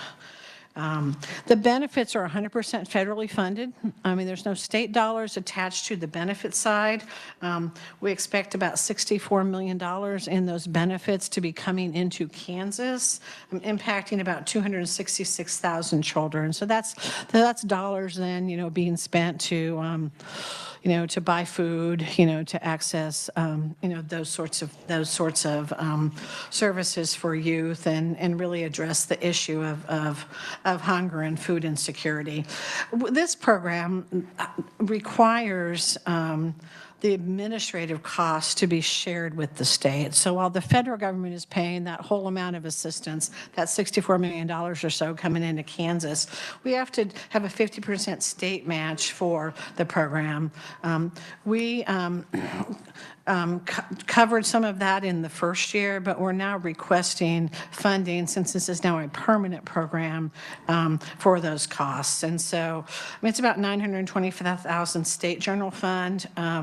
We did reallocate an existing staff person to be the director, but this would this would also cover the salary of a program administrator. And then we're using contracted staff to process these applications. There's also costs of issuing the benefits through our contractor for our EBT cards. So again, it's funding the administrative costs for the new summer EBT program, as now that it's a permanent program. The second item that we've requested funding for is funding related to our virtual call center that's used related to our benefits programs. This is one of those things I also talked about on the reappropriations, that we had executed some savings to be able to fund these added costs in fiscal year 25 to avoid a supplemental, but we are asking for the cost beginning in fiscal year 26. So we entered into a new contract in July of 24, and there hadn't been any cost increases since the origin of the contract about 5 years ago. These are normal inflationary increases, but we really just don't have the resources to absorb those in our budget. The virtual call center has been an excellent addition that kind of started up during the pandemic. It really allows us to, you know, have calls answered, you know, anywhere across the state. We kind of operate in our benefits program now with what we call a One Kansas approach. So you might be, you know, in Western Kansas, you might be needing to call DCF, and you may reach somebody in another part of the state if there's not someone to access. The same thing with processing the benefits. I mean, we really operate so that it doesn't matter where you're at. And I'll talk about another enhancement in just a minute that's also, I think, related to our benefits work. So this is the second item. The third enhancement that we've requested comes out of some conversations and presentations that happened actually in the Child Welfare Oversight Committee, where there was some conversations through one of our national partners about some innovations that states had where they were using nurses as like co-responders in certain cases on child reports. Could be an abuse report, could be a neglect report, could be just a report about a family. And so we're asking for an enhancement that would allow us to contract for nurses to be co-responders with our child protection specialists. during investigations of abuse or neglect when we have infants under the age of 1. That's really the most vulnerable population when we think about, children at risk. And this would allow us to contract for up to 12 public health nurses. I think our staff may, lack some of those specialized expertise related to child development, related to chronic health issues. We think this is a multidisciplinary approach that can really result in better outcomes for families. And also, like having a nurse there, it can be really intimidating to have, DCF in your home. But a lot of times we may, for example, encourage families to, do a home visiting program, things like that. And I think a nurse making that recommendation or working with that family also can make those kinds of things more likely. So again, a new innovation really about child safety, child protection, and providing those best supports for families. The fourth enhancement is an overall administrative operating expenses enhancement that the governor has supported.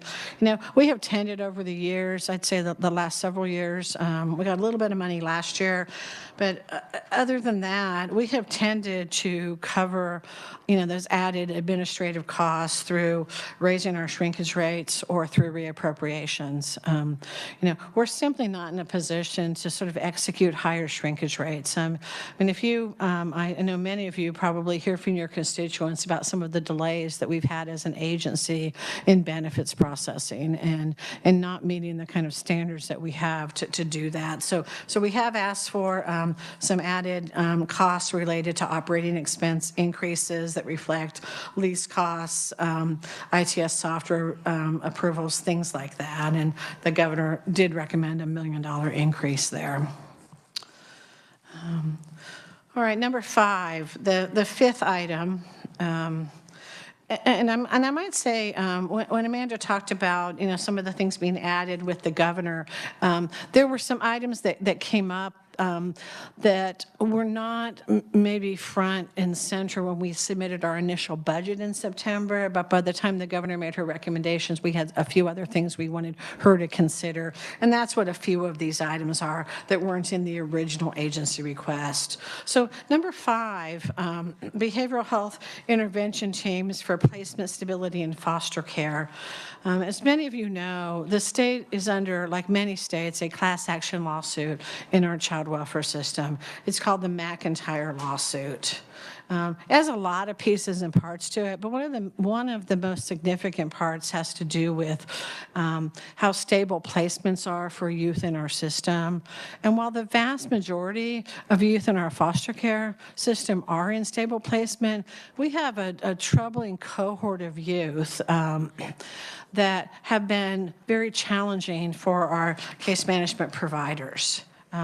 These tend to be older youth. These tend to be youth with, significant behavioral health needs or behavior needs, and they experience, significant placement disruption.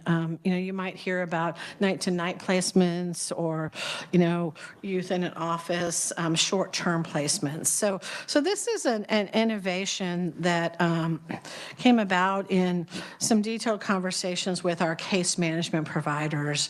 And the idea of this intervention is to really provide some focused teams that would have very small caseloads and have both case managers and what we call in-home behavioral interventionists, attached to a case. So this request is for 8 of those teams. We used some funding the legislature approved last year to start 3.5 teams. We'd like to have 11.5 teams in total. The idea is to have a team for every 500 youth in out-of-home care. So each team would consist of 2 specialized case managers, 2 in-home behavioral interventionists. There would be a lot more engagement and involvement with those families. And it's about the youth. It's also about the foster family or the relative family that's trying to support that youth and really being in the home enough to provide those supports and services. So again, We expect youth would be with the team for about 6 months, and that over the course of the year, about 230 youth would be served. And again, we think this is a important innovation as we really try to address the issue of cohort placement instability, which is a significant factor in the class action lawsuit that we're a part of. All right, number 6, I said I would talk a little bit more about kind of our call center. You know, at DCF, we have been experiencing on the benefit side of our shop significant workload backlogs. You know, really kind of since the pandemic. You know, we've had staffing challenges, as so many have had, right? It's not that that's unique to us. But in the context of that, and in order to, you know, serve people more timely, we would like to purchase software licenses from an entity called Current, that would help us to manage workloads. Right now, we have a tracking system that was built in-house many years ago.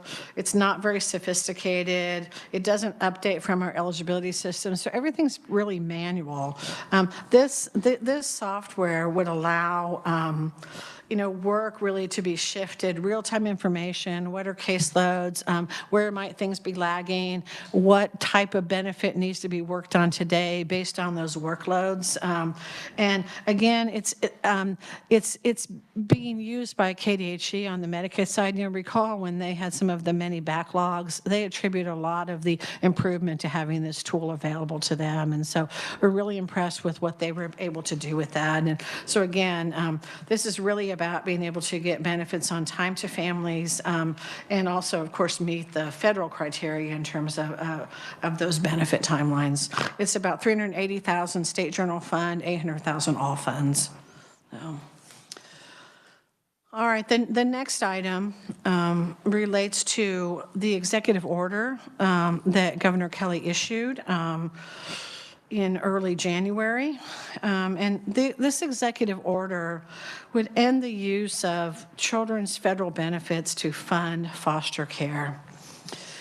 So some youth in our foster care system might be eligible for SSI by virtue of having a disability. They might be eligible for Social Security survivor benefits because of having a parent who died, or veterans survivor benefits. You know, those funds really belong to the child. But what many states have been doing for a number of years, including Kansas, is when a child comes into foster care, in some cases maybe the child there hasn't even been an application for the benefits, but applying for those benefits or otherwise taking those benefits, and we use those to reimburse the cost of foster care.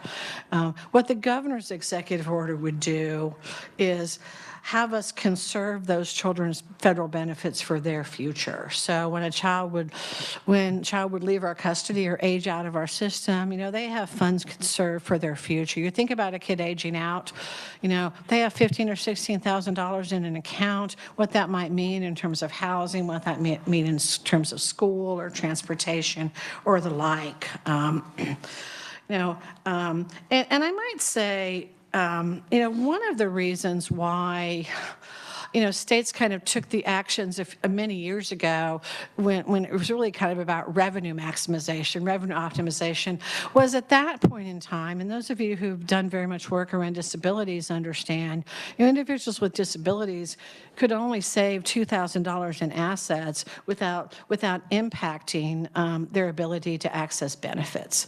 What changed in all of this is a few years ago when the federal government passed legislation related to ABLE accounts, and Kansas was an early leader in ABLE accounts, and that really allows funds to be saved in a tax-advantaged way and to not apply against those limits. So when those limits were in place, you know, that funding couldn't be saved anyway. So I think the thought of so many states was, why don't we just use this to offset our costs?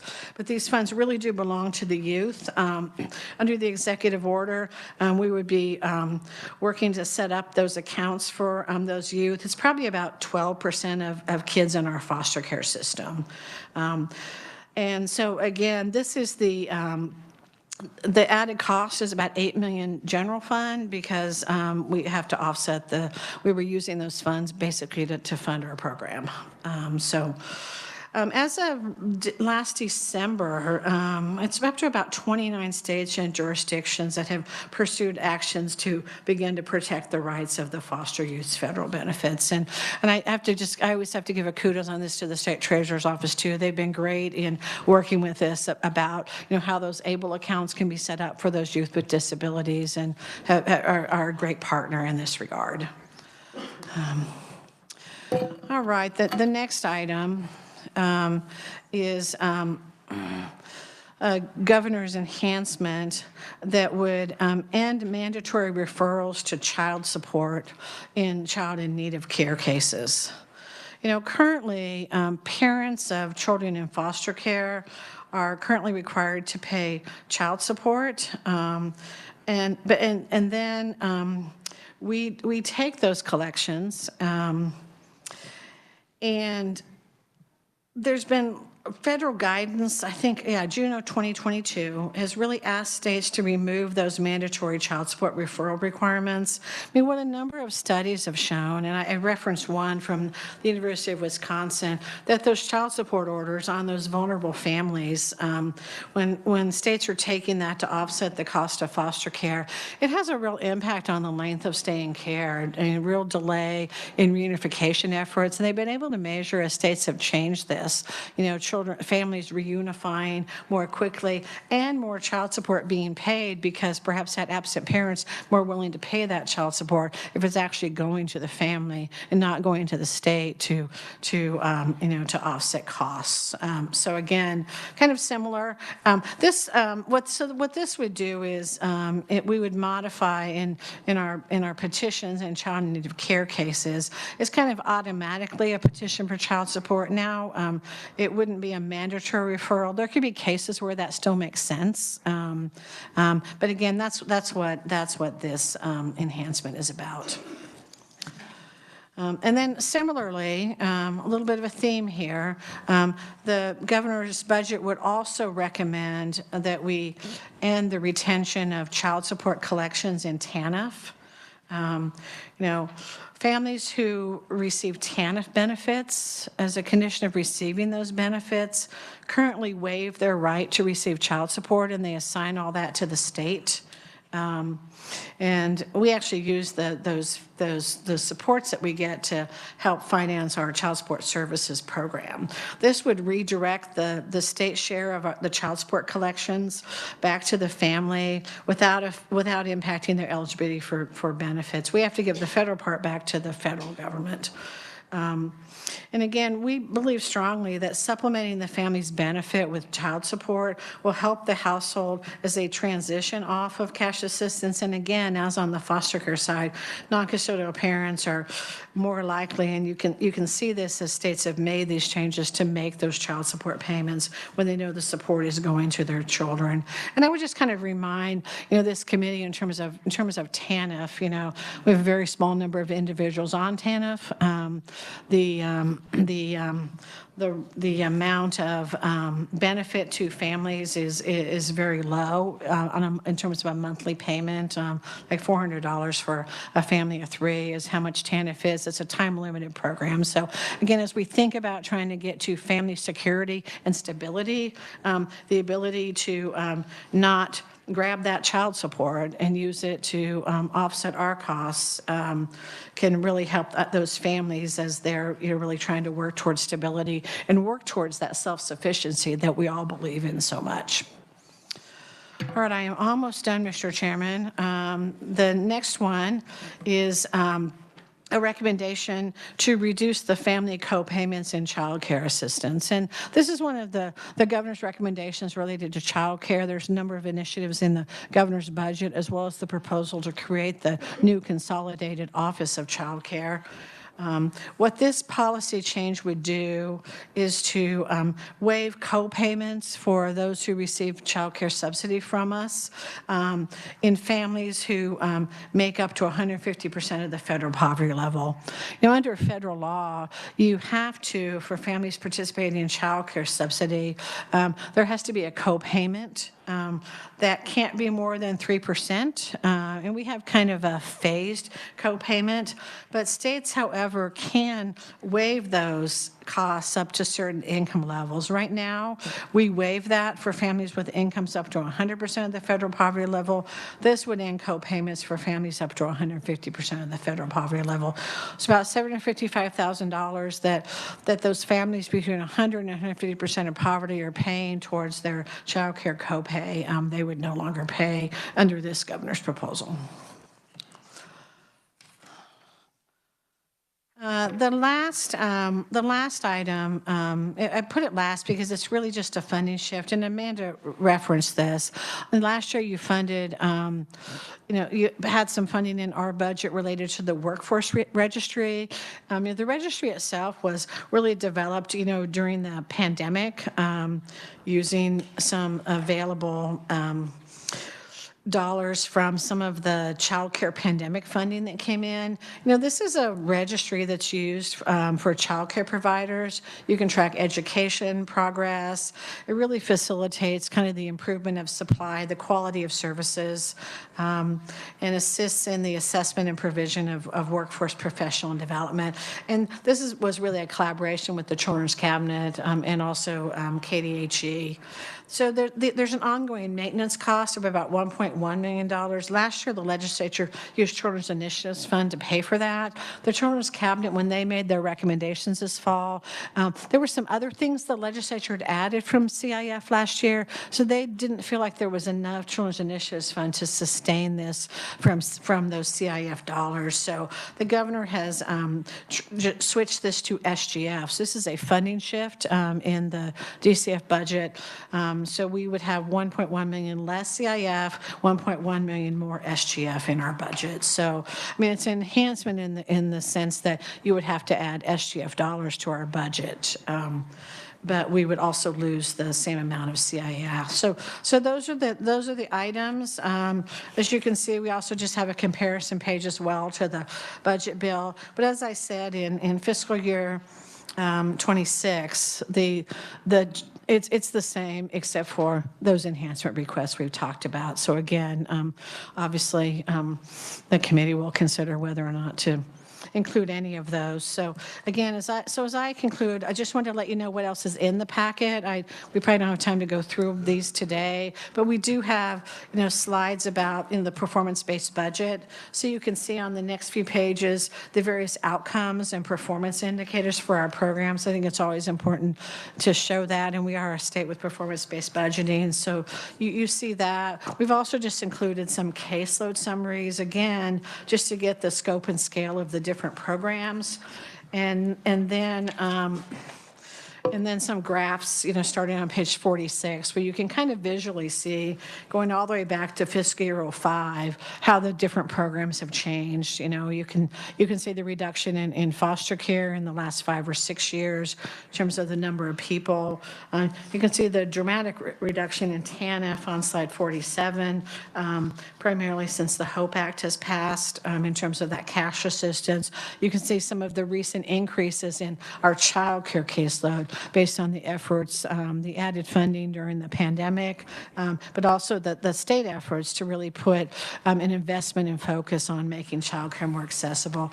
The last things in the document are just some status updates from some of the funding that was put in last year. When Amanda talked earlier, and I said earlier, when you were talking about the change between 24 and 25, and it was a big change, but that was really the enhancements that the legislature put in last year. So we've just given you an update as to where most of those are at. So again, unless you want me to, Mr. Chairman, I won't go through each of those, but you have that as a reference.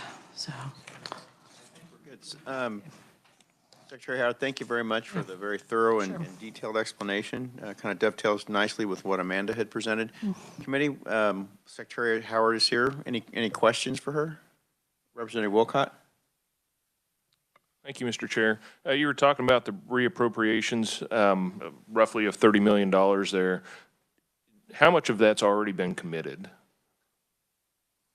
We could get you a maybe specific amount for that. And again, what we're asking for is 23.8 million. We've given up 7 million, but most of that is budgeted and being spent in the current year. But we can bring you back something more detailed on that. Yeah. Thank you. Representative Oropeza? Thank you for your presentation. I had one quick question about the public health nurses, and would they be contracted long-term, or was that just to get the program started, and then eventually they'll be hires of the state?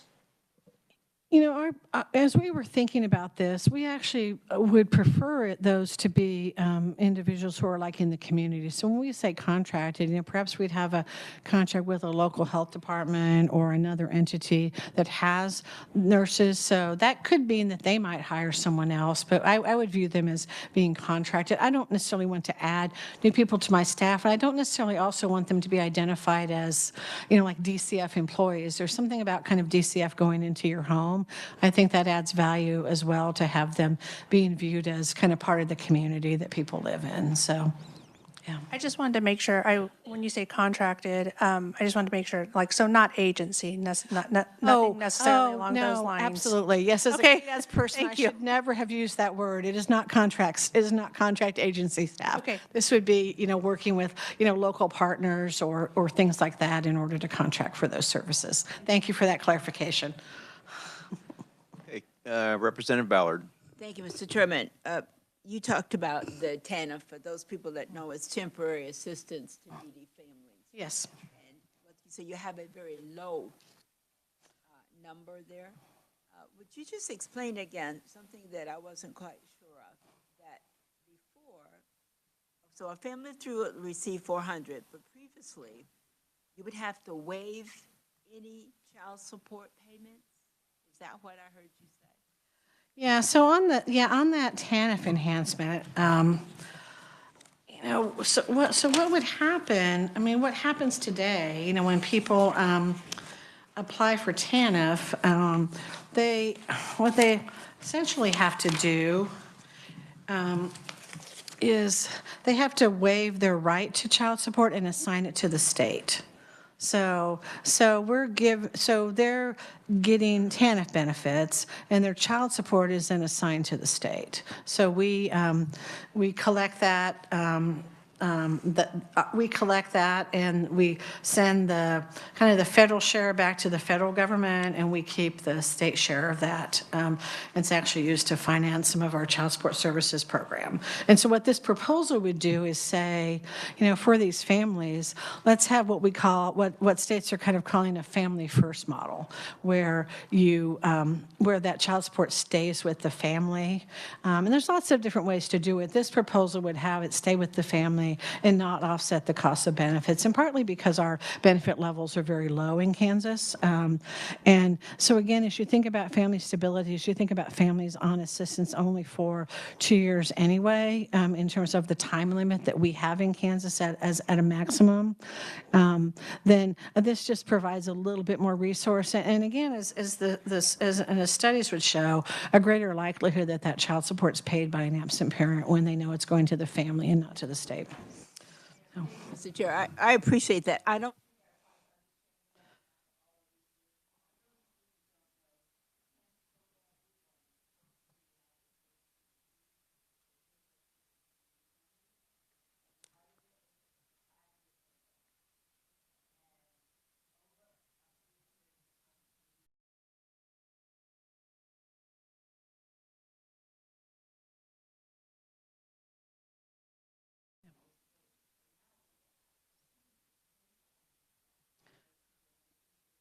Lifetime, yeah.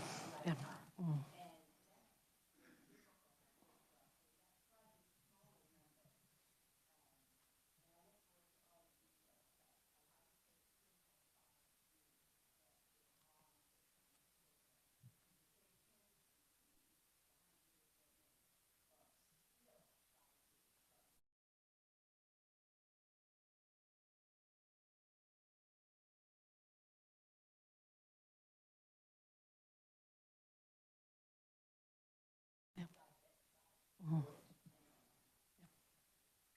Representative King says he has one tiny question before we move into our last topic. Right, yeah, because I know we have one more presentation. Thank you, Mr. Chair.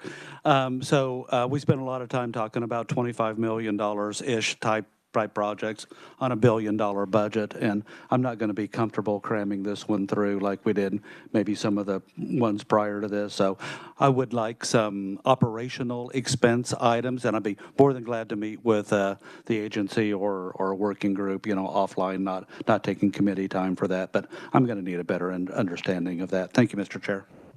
And I would just say, if you can, if you need those additional information, if you can kind of do the homework with what you need, and then we can figure out what the best place is to get that. So, you're welcome. Secretary Howard, thank you very much. I know it's been a long day, but we appreciate you being here. Thank you. Appreciate it. Thank you. Okay, committee. The end is in sight. We saved the best for last. No, I'm trying to butter up the crowd here. We do have one topic. We have Mary Shannon, the president and CEO of Kansas Big Brothers and Big Sisters. Mary, welcome to committee.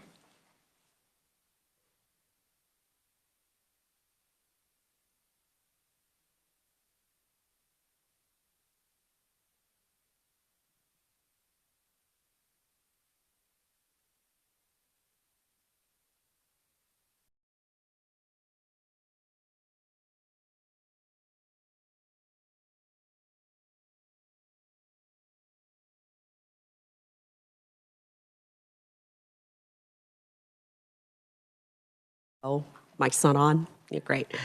She let me know that her goal was to make it to age 15 so she could drop out of school, get a job at McDonald's, have a kid, love someone unconditionally, and be loved unconditionally. And like the majority of kids we serve, when she enrolled, she indicated that she felt isolated and alone. Michelle represents about 2,000 Kansas kids that we serve, and of them, 85% live at or below poverty level, 80% come from single-parent guardian households, 60% from homes where there is substance and/or alcohol abuse, 52% have a diagnosed emotional health or mental health condition, 40% of our kids have either witnessed or personally experienced domestic violence, and over half of our kids have at least one nuclear family member who's incarcerated. But there is hope. At Kansas Big Brothers Big Sisters, we are a one-to-one mentoring organization where every single match is case managed for safety, for quality, and for outcomes. Every single one of those almost 2,000 matches has a case manager. We know that youth with BIGs are more likely to improve their academic performance, have higher self-esteem, attend college or trade school, and hold a living wage job by age 25. In fact, independent research says that when they queried alumni youth who are now grown adults, half said that their BIGs kept them from dropping out of high school. 78% vote in elections today, and nearly half now have a combined household income of greater than $75,000.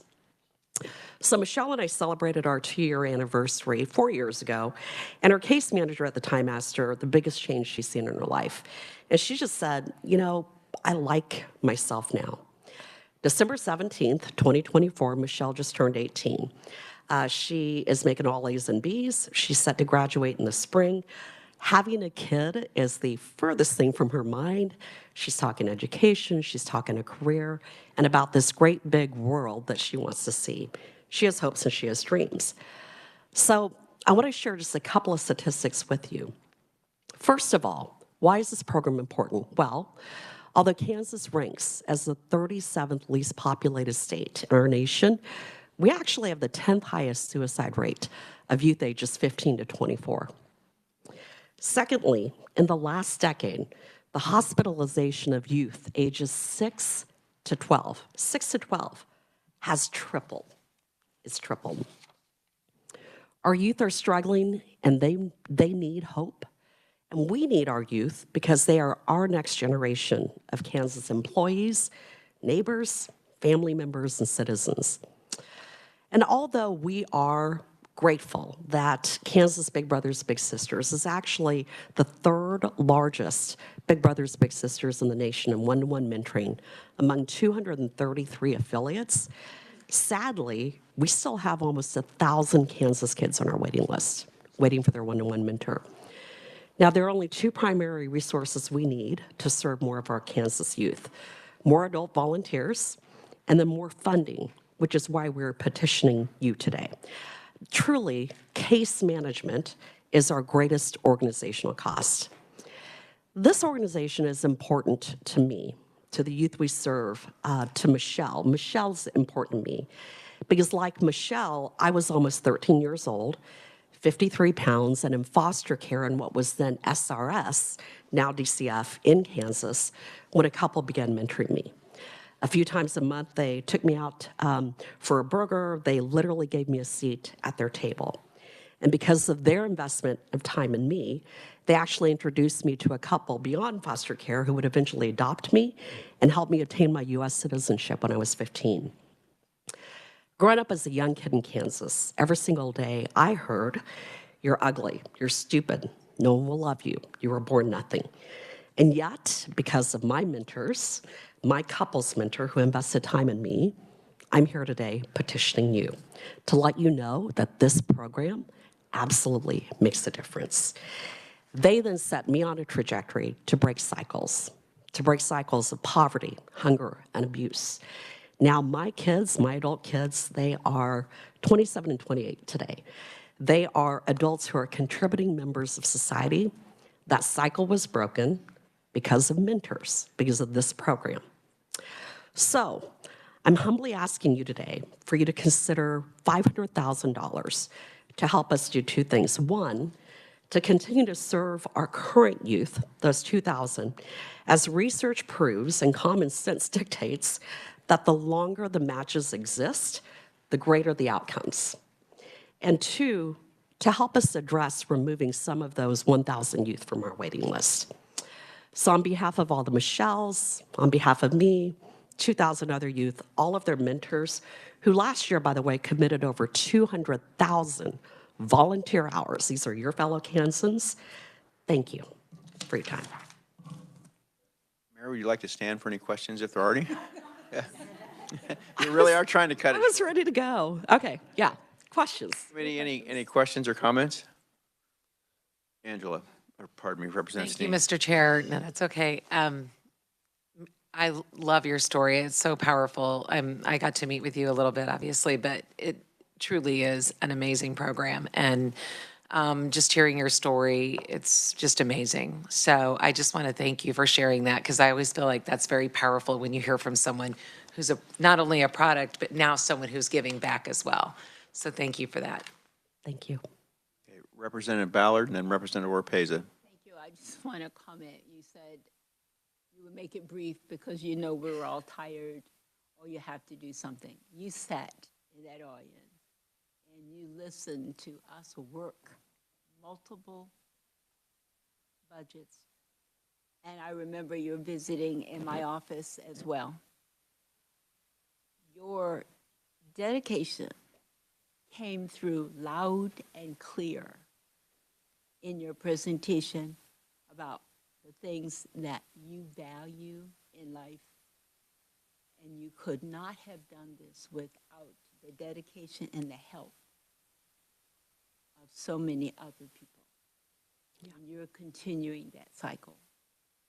And I'll say thank you for waiting, but thank you for caring that much. Thank you. Well said.